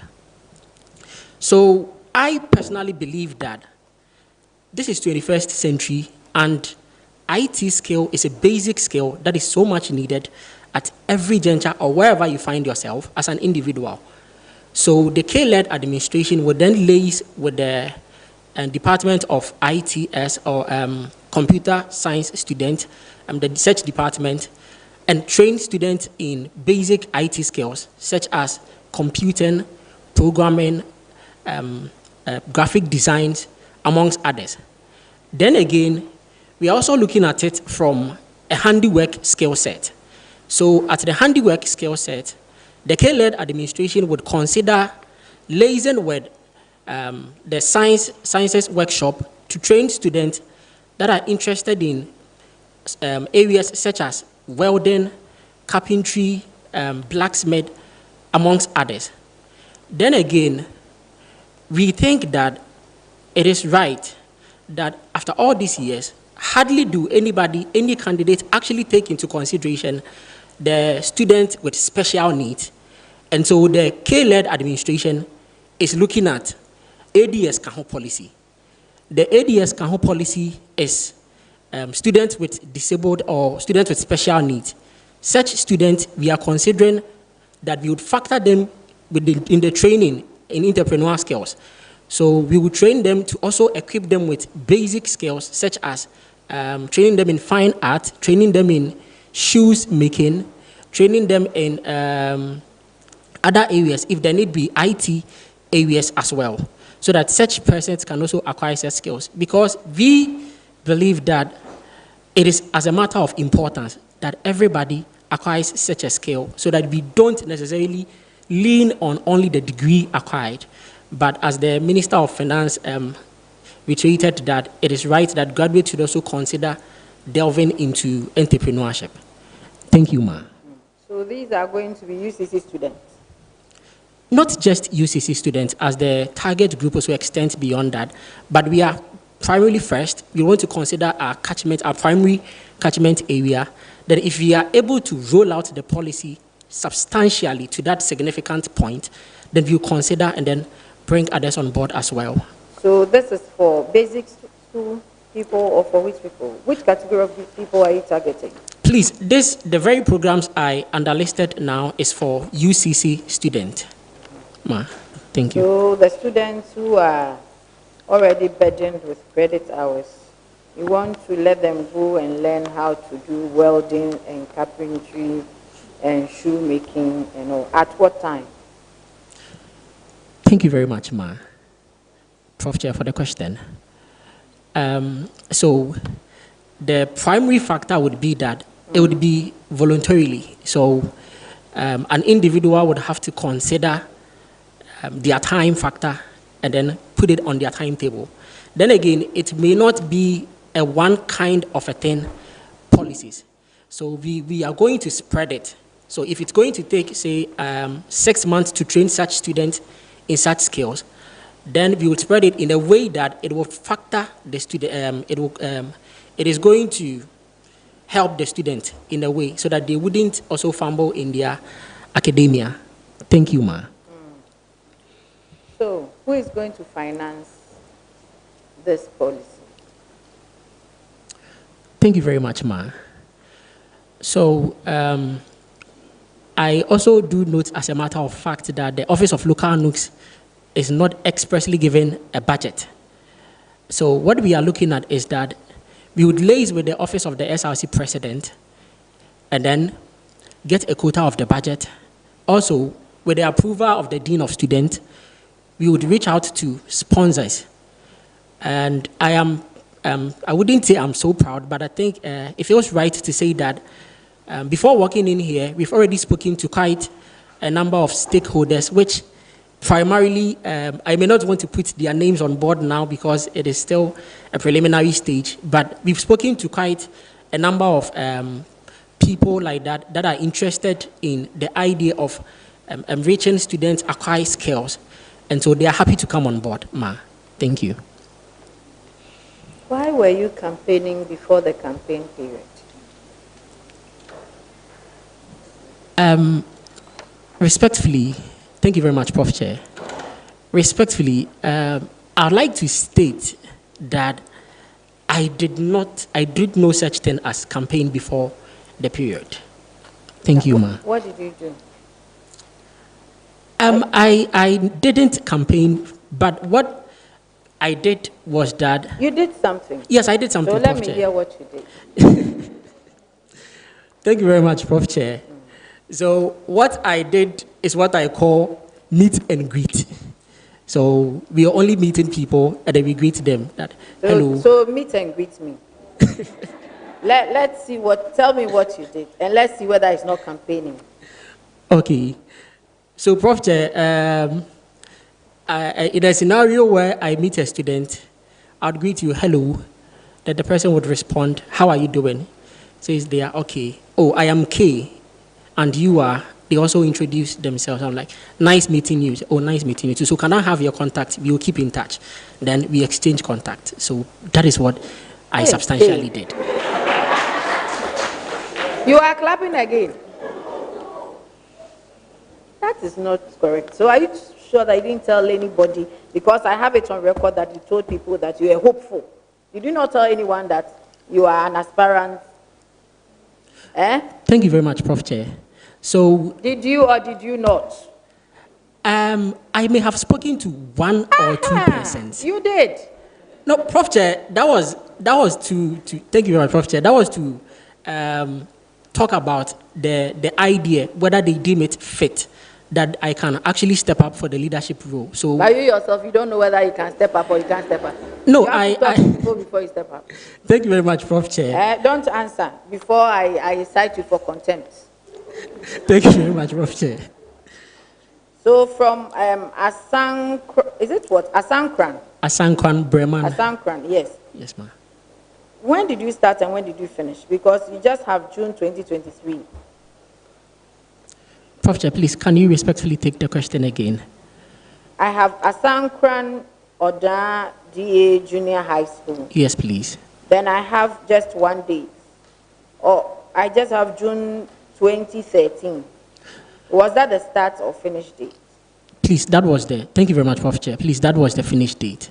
Okay. I asked you that because in all the other cases, you have start and finish dates. Like St. Mary's, you have September to May. But this one, you have just one date. And I was wondering why. Thank you very much, Prof. Chair. The reason being that, so I was schooling in the Christian Huni Valley Municipal, Bogoso specifically, and I had to leave when I lost a parent, so I had to leave and then go back to, so to say, the village.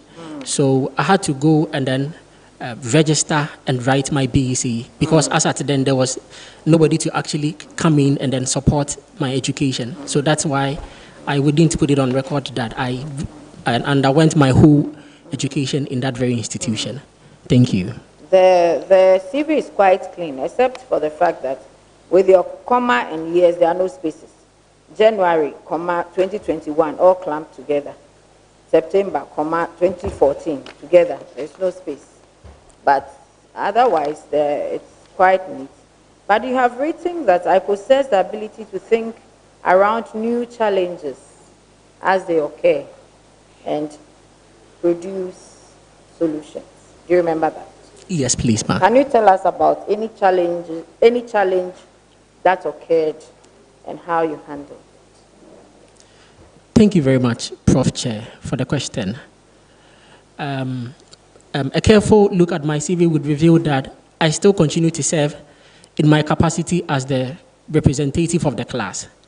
And so the typical law classroom makes use of 2 projectors for studies to aid us in our academic dispensations. So not too long ago, one of the projectors weren't working, and the union, the Law Students Union, wrote petitions to the dean and then tried for a solution. We persisted, and then there were no solutions. So I quickly stepped in my capacity as a class rep, then again went to see the dean and then pleaded that my class continues to suffer because of the inability of that very, the non-working state of that very projector. And so I did, so to say, put out this advocacy in me, and then the dean promised that she was going to get to it right away. And I'm happy to say that as at this afternoon, the projectors have been fixed. Thank you. How come you use 2 projectors instead of 1? Thank you very much, Prof. Chair. So the classroom was typically, initially a very small classroom, but then there's been an expansion. So the expansion, there are students that are seated on the left side, and then there are students also seated on the right side. Yes, so there are 2 projectors at different sides. Thank you. At every point in time, the lecturer must move from one place to another. Is that it? Usually, yes. Usually, yes. Who adjudged you the captain of the year group? Thank you very much, Ma. So I was duly elected as a captain of the year group. And in as much as I may have tried to, there are times I try to tell the people that maybe we should also give the chance to fresh ideas to step in. But my people, so to say, at this point, they still continue to believe in my leadership skills and wouldn't allow it. Thank you. What is captain of the year group? Thank you very much, Prof. Chair. So what I sought to establish contextually was that I'm the leader of the class. Thank you. That's the captain of the year group. Yes, ma'am. Next time you bring this thing here, I'll do you something new. So I was trying to think, what is the captain of the year group? So you are the course rep. Prof. Chair, thank you very much. -10. My lecturers would actually refer to me as class captain. I see. Yes, please. I see. I see. I see. I would come to you with more questions, but I'll let my colleagues interact with you, and then I'll come back later. Thank you very much, Prof. Chair. Tvucc, please listen to my question attentively. Which initiative or office, under the Office of the Vice Chancellor, seeks to support students to become successful job creators and entrepreneurs? Respectfully, can you please retake the question? Thank you. Which office or initiative, under the Office of the Vice Chancellor, seeks to support students to become successful job creators and entrepreneurs?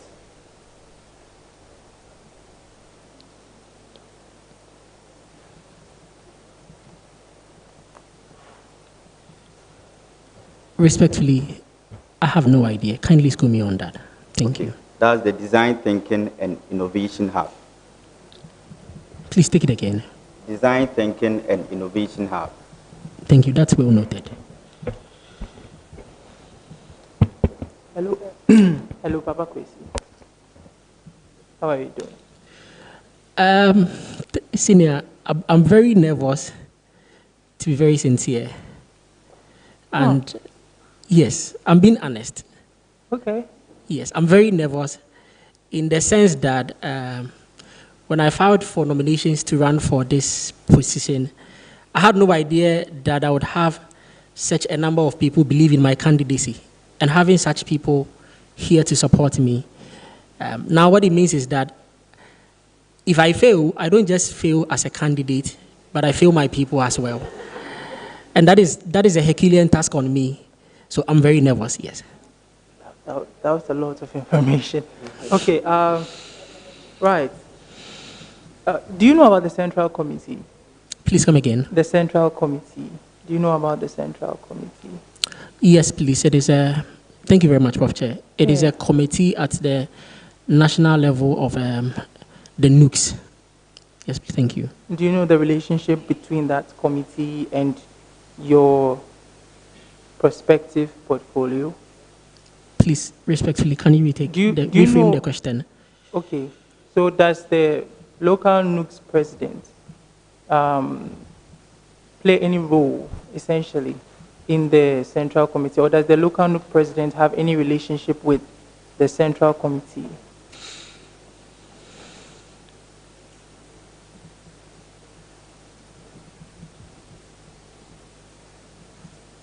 Okay, it's just a yes or no, because that's not even the actual question. I just want to know if you understand whether there's a correlation there. Do you know of any correlation between the local Nugs president and then the Central Committee? Thank you very much, Prof. Chair.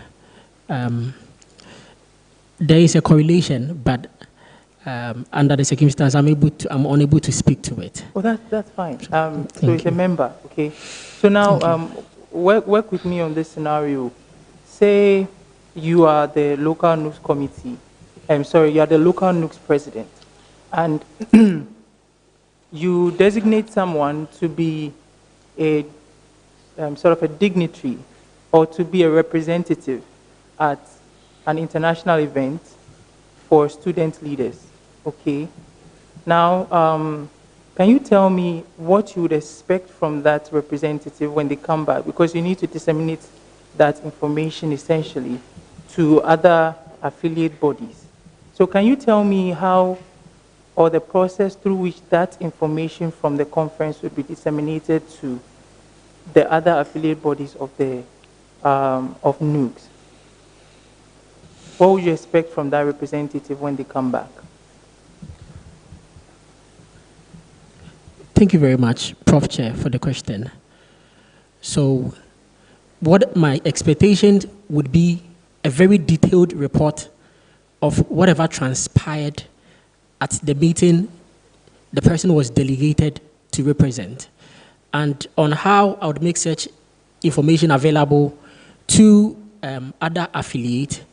As the local Nugs president, I would liaise with the National Secretariat to make such information readily available to the National Secretariat, and then subsequently it may be accessible to all other branches. Thank you. I think you made a rather good attempt at the question because your reasoning through it was sound, but I think it lacks a bit of factual backing. Because if you look at the National Nugs Constitution, that's where I sourced this question from, by the way. The report that you did correctly mention would have to be sent first to the National Executive Council, the NEC, which would then be forwarded to the Central Committee that I explained to you that you are a part of, essentially, or your prospective portfolio is a part of. Before that information will be finally disseminated to the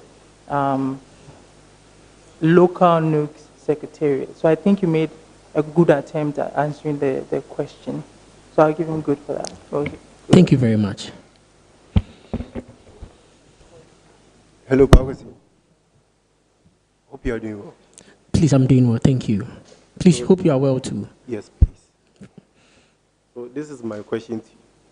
The University of Cape Coast, this one right here, may give bursaries and scholarships to each student, and these payments may be made depending on the criteria set by the governing body or the governing council of UCC. What happens to bursaries and scholarships paid in excess of fees? Do you get my question? No, please kindly reframe it. So the University of Cape Coast they may give bursaries and scholarships to each student, and these payments shall be made based on the criteria set by the governing body of UCC. So that's the first part. Now the second part is, what happens to bursaries and scholarships paid by third party in excess of fees payable? Please, are you okay with the question? Respectfully, if you can reframe it, I'll be very grateful. Thank you. So I'm saying that the University of Cape Coast do provide bursaries and scholarships for each student. And for you to be able to get this bursary or scholarship, you have to meet certain criteria that is set by the scholarship secretariat or the governing council of UCC. Now, other third parties too can give bursaries and scholarships to students, right? So I'm asking, what happens to that scholarship or bursary when it is paid in excess of the fees payable? So let's say you have to pay, the student applying for the bursary or scholarship is paying 3,000, and maybe the third party pays like 4,000 or 5,000. So what happens to that excess money? Thank you very much, Prof. Chair. So I believe that such amount shall be credited to the student account, such that the subsequent years, they would only have to top up from the deductions, and what is remaining there, they would only have to top up. So what becomes of that excess money? What do you call that excess money?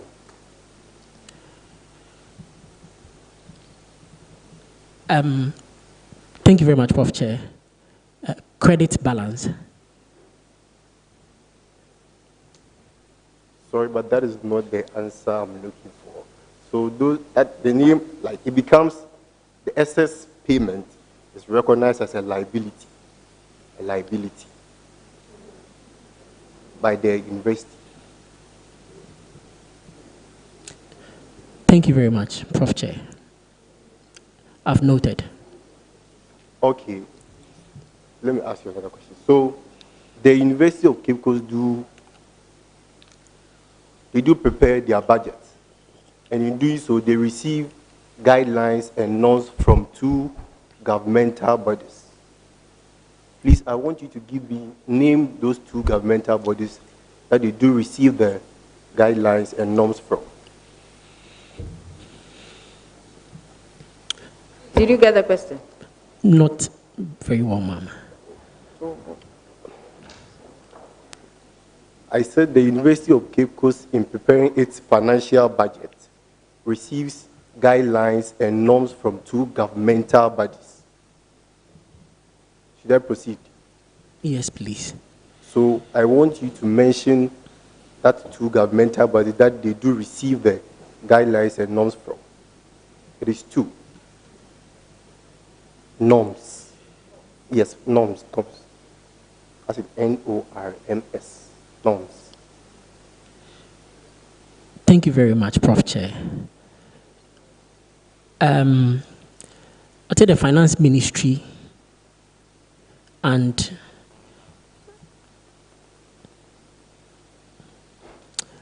I may not be very much abreasted with the second one, so kindly please educate me on that. Okay, Thank so you. The first one, you are right. The second one is National Council for Tertiary Education. So that's a good answer. Thank you very much.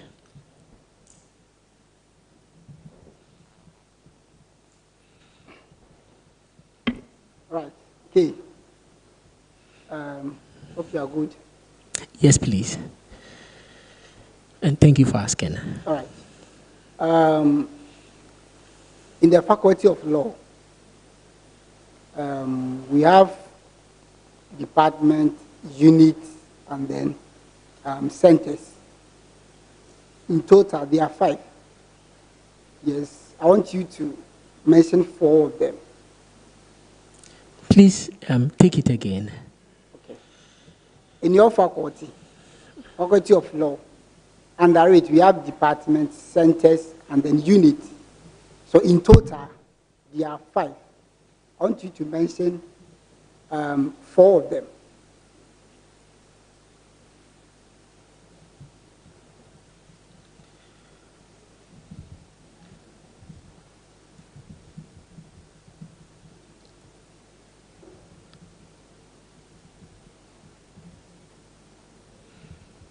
Thank you very much. So, the academic unit, the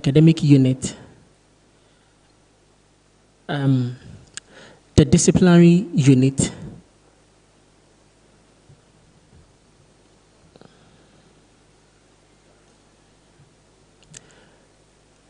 please, I may not. I don't think you get the question. Like, mention 4 departments under your faculty. The Faculty of Law, right? Yes, please. And you have departments under the faculty. Do you? Nothing that I'm aware of, Prof. Chair. Thank you. We only have, we only fall under the College of Humanities and Legal Studies, and under that we have the Faculty of Law. So it is just the Faculty of Law that we take Bachelor of Laws program. Thank you. Okay. According to the student handbook, we have Department of Legal Studies, Department of Advanced Legal Studies, we have Department of Legal Extensions, and then Center for Legal Research. That's according to the student handbook. Thank you very much. That is very noted. Thank you. That's wrong.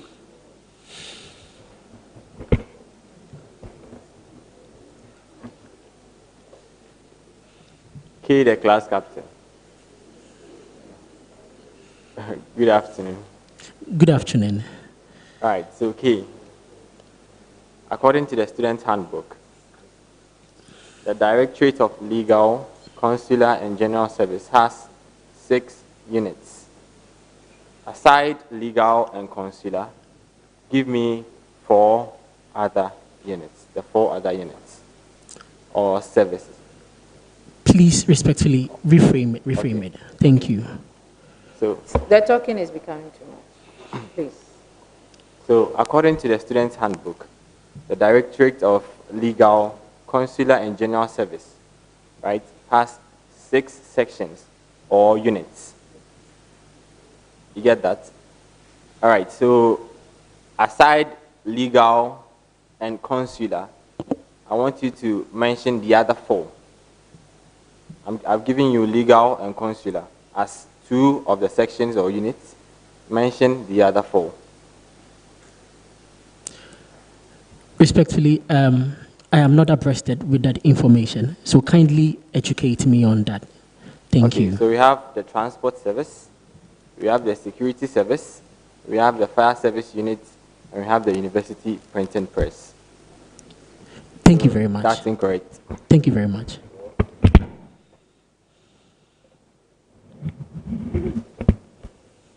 Papa Crazy Deji. What's a nice name? I like your name and your effort. Thank you. Okay, so EPIS Summit to be hosted soon in June 2024. Please, I'm struggling to hear you. Sorry Thank you. about that.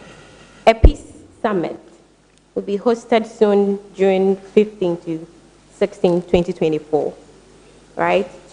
With the aim of ending Russia and Ukraine war. So I have a question to that. That's why I stated it. So my question is, which country is hosting the upcoming Ukraine Peace Summit on June 15 to 16, 2024, and which notable countries have declined to attend the summit?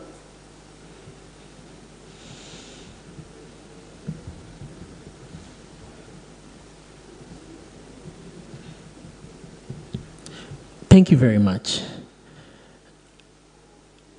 let me take it from the notable countries that have declined to attend such peaceful summit. Russia is one. Israel is one. And the United States of America is also one. Russia is correct. So that would be a fair answer. What about the country that is hosted? Please, I'm not abreasted with that information. So Switzerland would be hosting the peace summit. Thank you. Thank you very much.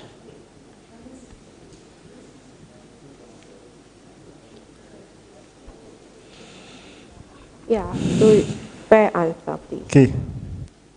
How are you doing? Please, I'm well. Thank you for asking. Okay, I'm also doing well. I believe you are aware we have proceedings or procedures in handling sexual offenses in the university. Yes, please. Okay, good. So I'll take you through to a point, then I'll ask my question. So any victim of sexual offense can write to either a teacher, a tutor, department head, counselor, and others. Now, the tutor, department, or counselor also have to forward the written document to the sexual harassment committee.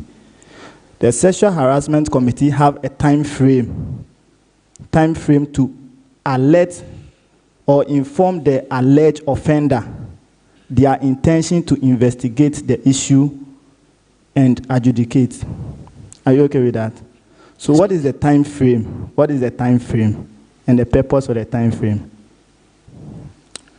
Thank you very much, Prof. Chair.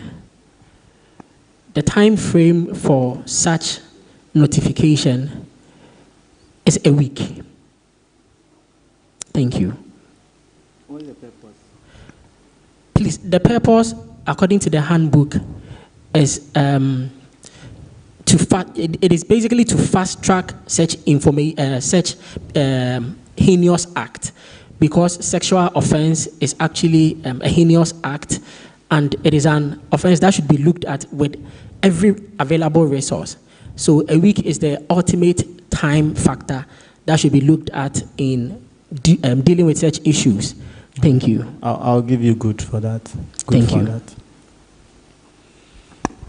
Okay. I want you to give me the time limits for the completion of the following degree programs.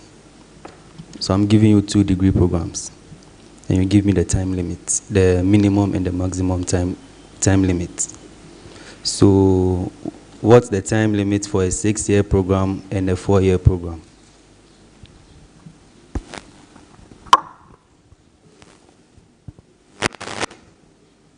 Please, is that 6-year program and 4-year program? Thank you very much, Prof. Chair. The minimum completion period for a 6-year degree program is 8 years.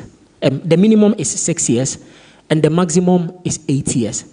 Whereas the minimum for a 4 years degree program is, the minimum is 4 years, and the maximum is 6 years.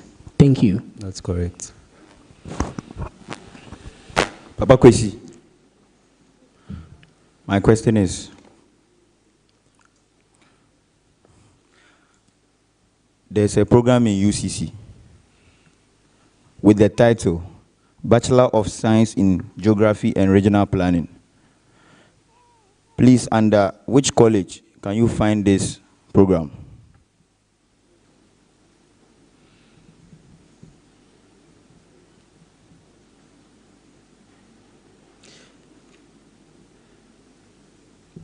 Thank you very much, Prof. Chair.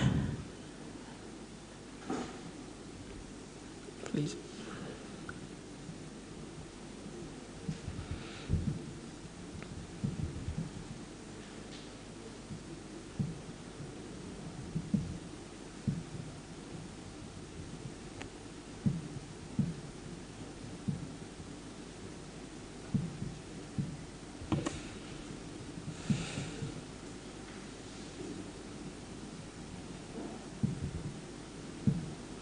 Please, did you get the question? Yes, yes, please. If you know, you know. Thank you very much. It falls under the College of Humanities and Legal Studies. That's right. Hey, how are you doing? Please, I'm well. Thank you for asking. Yourself? I'm good. So I'm reading out a riddle. I want the answer. I'm the 56th National Union of Ghana Students General Secretary. Who am I?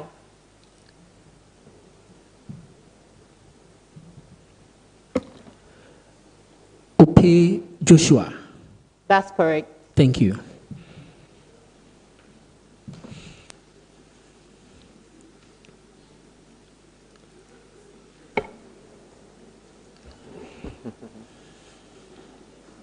Hello, Pakwesi. Sir. Would you like to sip some water at this point? Yes, please. I would Okay, love to. please. Thank you.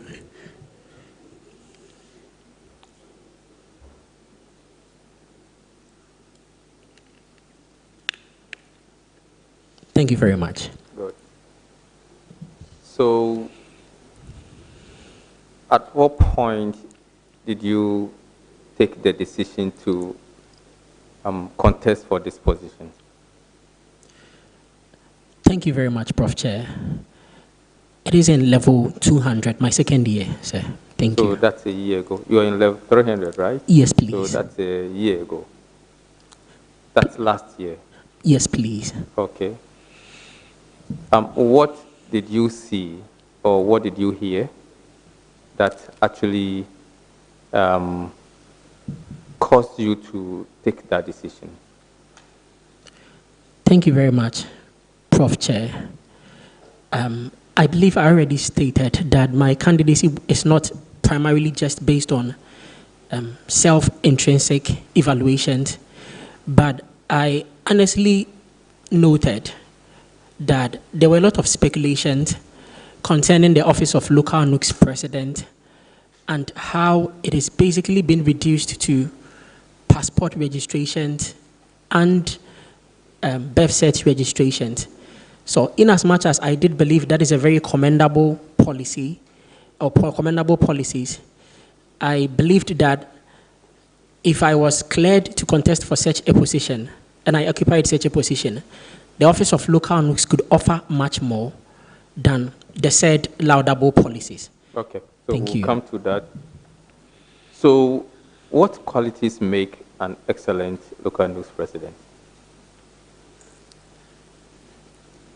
Thank you very much, Prof. Chair. So the qualities that make an excellent local Nugs president may not be so different from the qualities that makes a general leader. A leader should be one with a listening ear. A leader should be one that is willing to accept mistakes and correct them. A leader should be one with a vision and a drive that is pushing him or her. So I believe that as a local Nugs president, you should have a vision, and then you should have such drive pushing you, and then you should also have an inclusivity government where you tend to move your team members. You do not only take decisions solely as a leader, but you do so when you liaise with other members of your team. I believe these are, amongst others, are criteria or qualities that makes an excellent leader. Thank you. Thank you very much. I just want to go through what you have put here as your personal profile and judge whether you qualify to be an excellent leader or not. You said you are self-disciplined. I'm not sure I heard that in the qualities you yourself have provided. It's a quality that a good leader should have. Ambitious. I'm not sure I can find it maybe. Properly oriented individual. I don't know which one it belongs to. So this is how you describe yourself. Okay? I have the ability to develop and adapt to changes and enjoy teamwork. Maybe teamwork comes in here. I possess the ability to think around new challenges as they occur and produce solutions. I'm struggling to find it within the qualities you have provided for a good leader. So with this, would you say that you can't be a good leader? Because this is how you describe yourself, and this is how you see an excellent leader, and clearly just one of them. So what do you say about that? Thank you very much, Prof. Chair. So what I listed on my personal statement is, it's just as it said, it is a personal drive. It is personal qualities, how I look at myself when I see myself in the mirror. And then the qualities I listed were, like I already stipulated, that it is more or less generic or more general qualities that should be expected of every leader. And so primarily, what I listed are the basics that should be expected of every leader, whereas what I state on the personal statement is what I would say is an advanced level of how I see myself. Because Thank you. I'm looking at it this way. I'm asking you who is a good leader. And then you give me some qualities of a good leader. And then I ask you, what qualities do you have? And you give me the qualities that you have. And straight away, I match them. And I find that then you don't fall in that, because how you even see a good leader is not how you describe yourself. So you can't be a good leader. Anyway, earlier on you said you would like to do something on entrepreneurial skills. That is the 21st century. And you put that under the artisanal power policy. In this country, we have heard, a lot of these jargons, golden age of business, golden age of network, and Obatampa, and all those. And how sure are we that this is not going to be just one of those jargons, and that you actually mean what you have said? Thank you very much, Prof. Chair. So in clarifying the fact that it may not just be a jargon, I say that it is a well thought out program, and then also it is something we believe it is achievable. It is something that is doable. So I personally believe, unless of course this is a conscious attempt by any leader to amass votes for himself and thereby occupy the position of the local Nugs president, if they set their targets right, not just me as a person, but anybody who occupies the very position, if they set their targets right and they want to do it, I believe it is very doable. Okay, thank you. So it's a well thought out policy. And earlier on, the chair asked you, how much is it going to cost? Oh, sorry, who is going to bear the cost? And you said you're going to liaise with SRC. Do you have the estimate? Respectfully, sir, can you retake the question? So the programs that you wish to spearhead or implement, the artisanal power policy, which is made up of entrepreneurial skills, handiwork. You said we're going to let people go through metalwork, carpentry, and so forth and so forth. Something like another Tvucc. So you said you were going to liaise with the SRC to do that. And I'm asking, since this is your flagship program, do you know how much it's going to cost SRC to do this project? Thank you very much, Prof. Chair, for the question. The truth of the matter is that we may not have the number of students that may be interested in partaking in such programs. And so we can't speak to a number or a factual number as at now, but we believe that if there is good publicity around it, and people are made to understand the need for requisite skills such as that, then we may have a good number of students coming on board. And so when we have that, we would do the data checks, and then we would estimate, or we would have the budget. And like I rightly stipulated, sir, that it is not a budget we are intending to burden the SRC with so much. We are looking at other stakeholders coming on board to cushion us in such area. Thank you, sir. So you said you would want to have a good publicity. What goes into good publicity? Thank you very much, Prof. Chair, for the question. So more often, what I have noted is that the publicity is about printing banners, and then if there is about 2 or 3 days to a program, then you see 1 or 2%, they walk about with the banners, and that is a good initiative to create that publicity. But under the K-led administration, we are looking at making use of bulk SMS to inform students, because we have the data readily available. So we inform students that by use of bulk SMS, that this is happening on this day. Then again, we are also considering digital flyers to be shared across.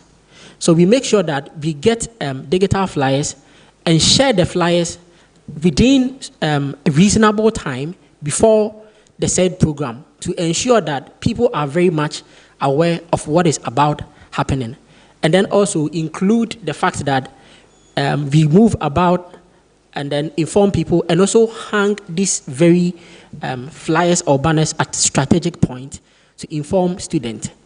Then again, we are also looking at appointing a diaspora rep for such purposes. So once we get a diaspora representative, the said representative would then form a committee, and then the committee's primary purpose would be to deal with students in the diaspora. So in that, we have a division of the workload. So as much as other areas are working on students within this terrain, there are also reps that are working on students in the diaspora. And I honestly believe that that would go a long way to help with the publicity. Thank you, sir. I believe all these ideas are coming to your head right now. Not at all, sir. I put it to you. Because if you and your team have actually sat down to think about all these, then you should be able to put some figures. That's why I'm saying that these things you are telling me are just something that came to mind right now, and you have not thought through it very well. Because if you are going to appoint a diaspora ambassador or so, you're going to flyers and this and that and that. So you have thought about all these, and you say you don't know how much it will cost you to run this project, and that you are waiting to get the numbers. You know how budgets are planned. You have to think about the figures. Very soon we'll start preparing budgets, and if you have a program and you have not put it in the budget, when it is time, you cannot get money to run your project or your program, because you should think ahead and estimate. This is what I'm going to do. You can run scenarios that, assuming that we're going to have 200 students on board, 300 students on board, 50 students on board, how much are we going to charge each person? And how much is it going to cost us, those who are going to run the program? How much? So now, by now, you have gotten all those figures. Then you can convince us that you are really serious with this program or project. But as at now, you can't convince me, because you yourself, you are not on top of your own project that you said you're coming to run. Anyway, so let me ask you this. What are the innovative ways that you would adopt to get feedback from your students? Not the traditional ones that you have been using, but I want you to think aloud. As a good leader, you have seen the traditional ones, the orthodox ones. What new ones are you, suggesting, or do you have that you use to get feedback from the students?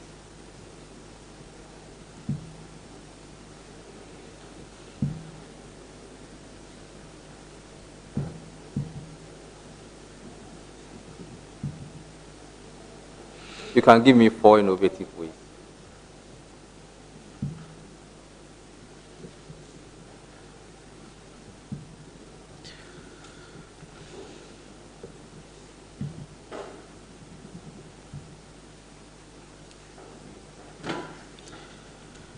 Thank you very much, Prof. Chair, for the question.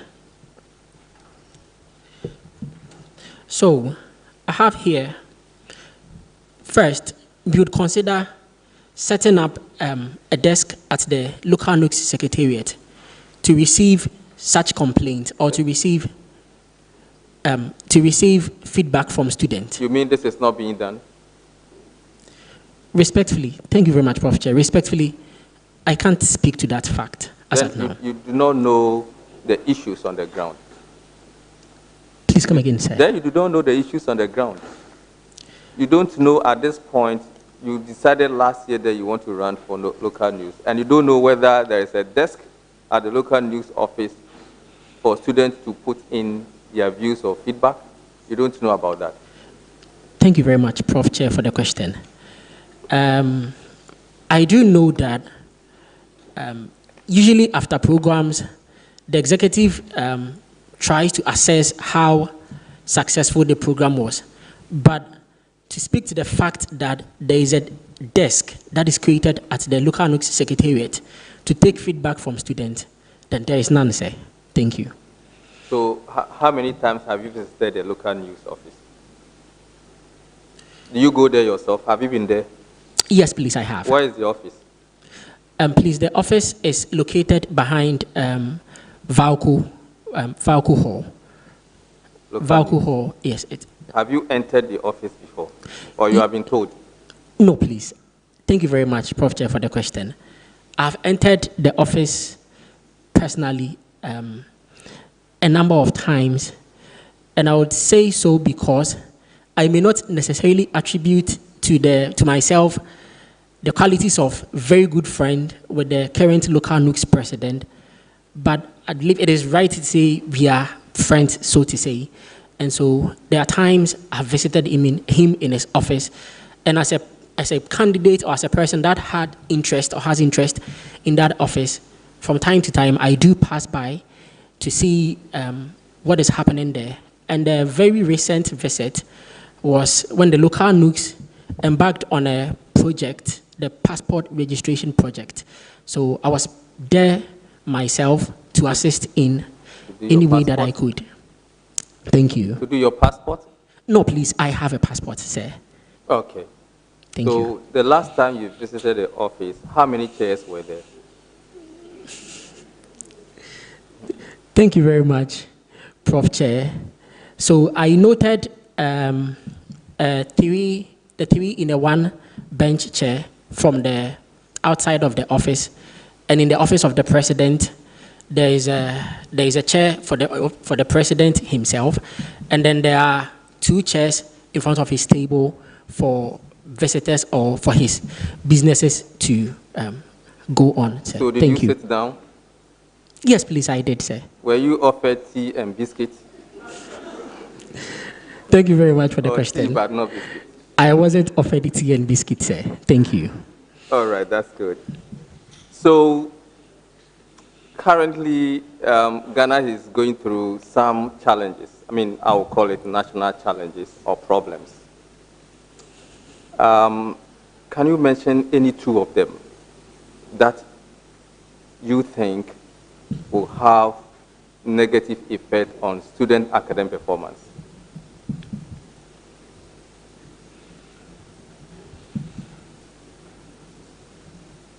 Respectfully, sir, can you retake the question? Thank you. So, can you, I mean, you are in Ghana, you are a student as well. More so, you are aspiring to become the local news president, and you're going to deal with educational issues, not only at the tertiary level, but also at the basic level. What national problems, I mean, if you think aloud, as a citizen and as a student, can you identify 2 problems Ghana is going through currently that can have effect on student academic performance?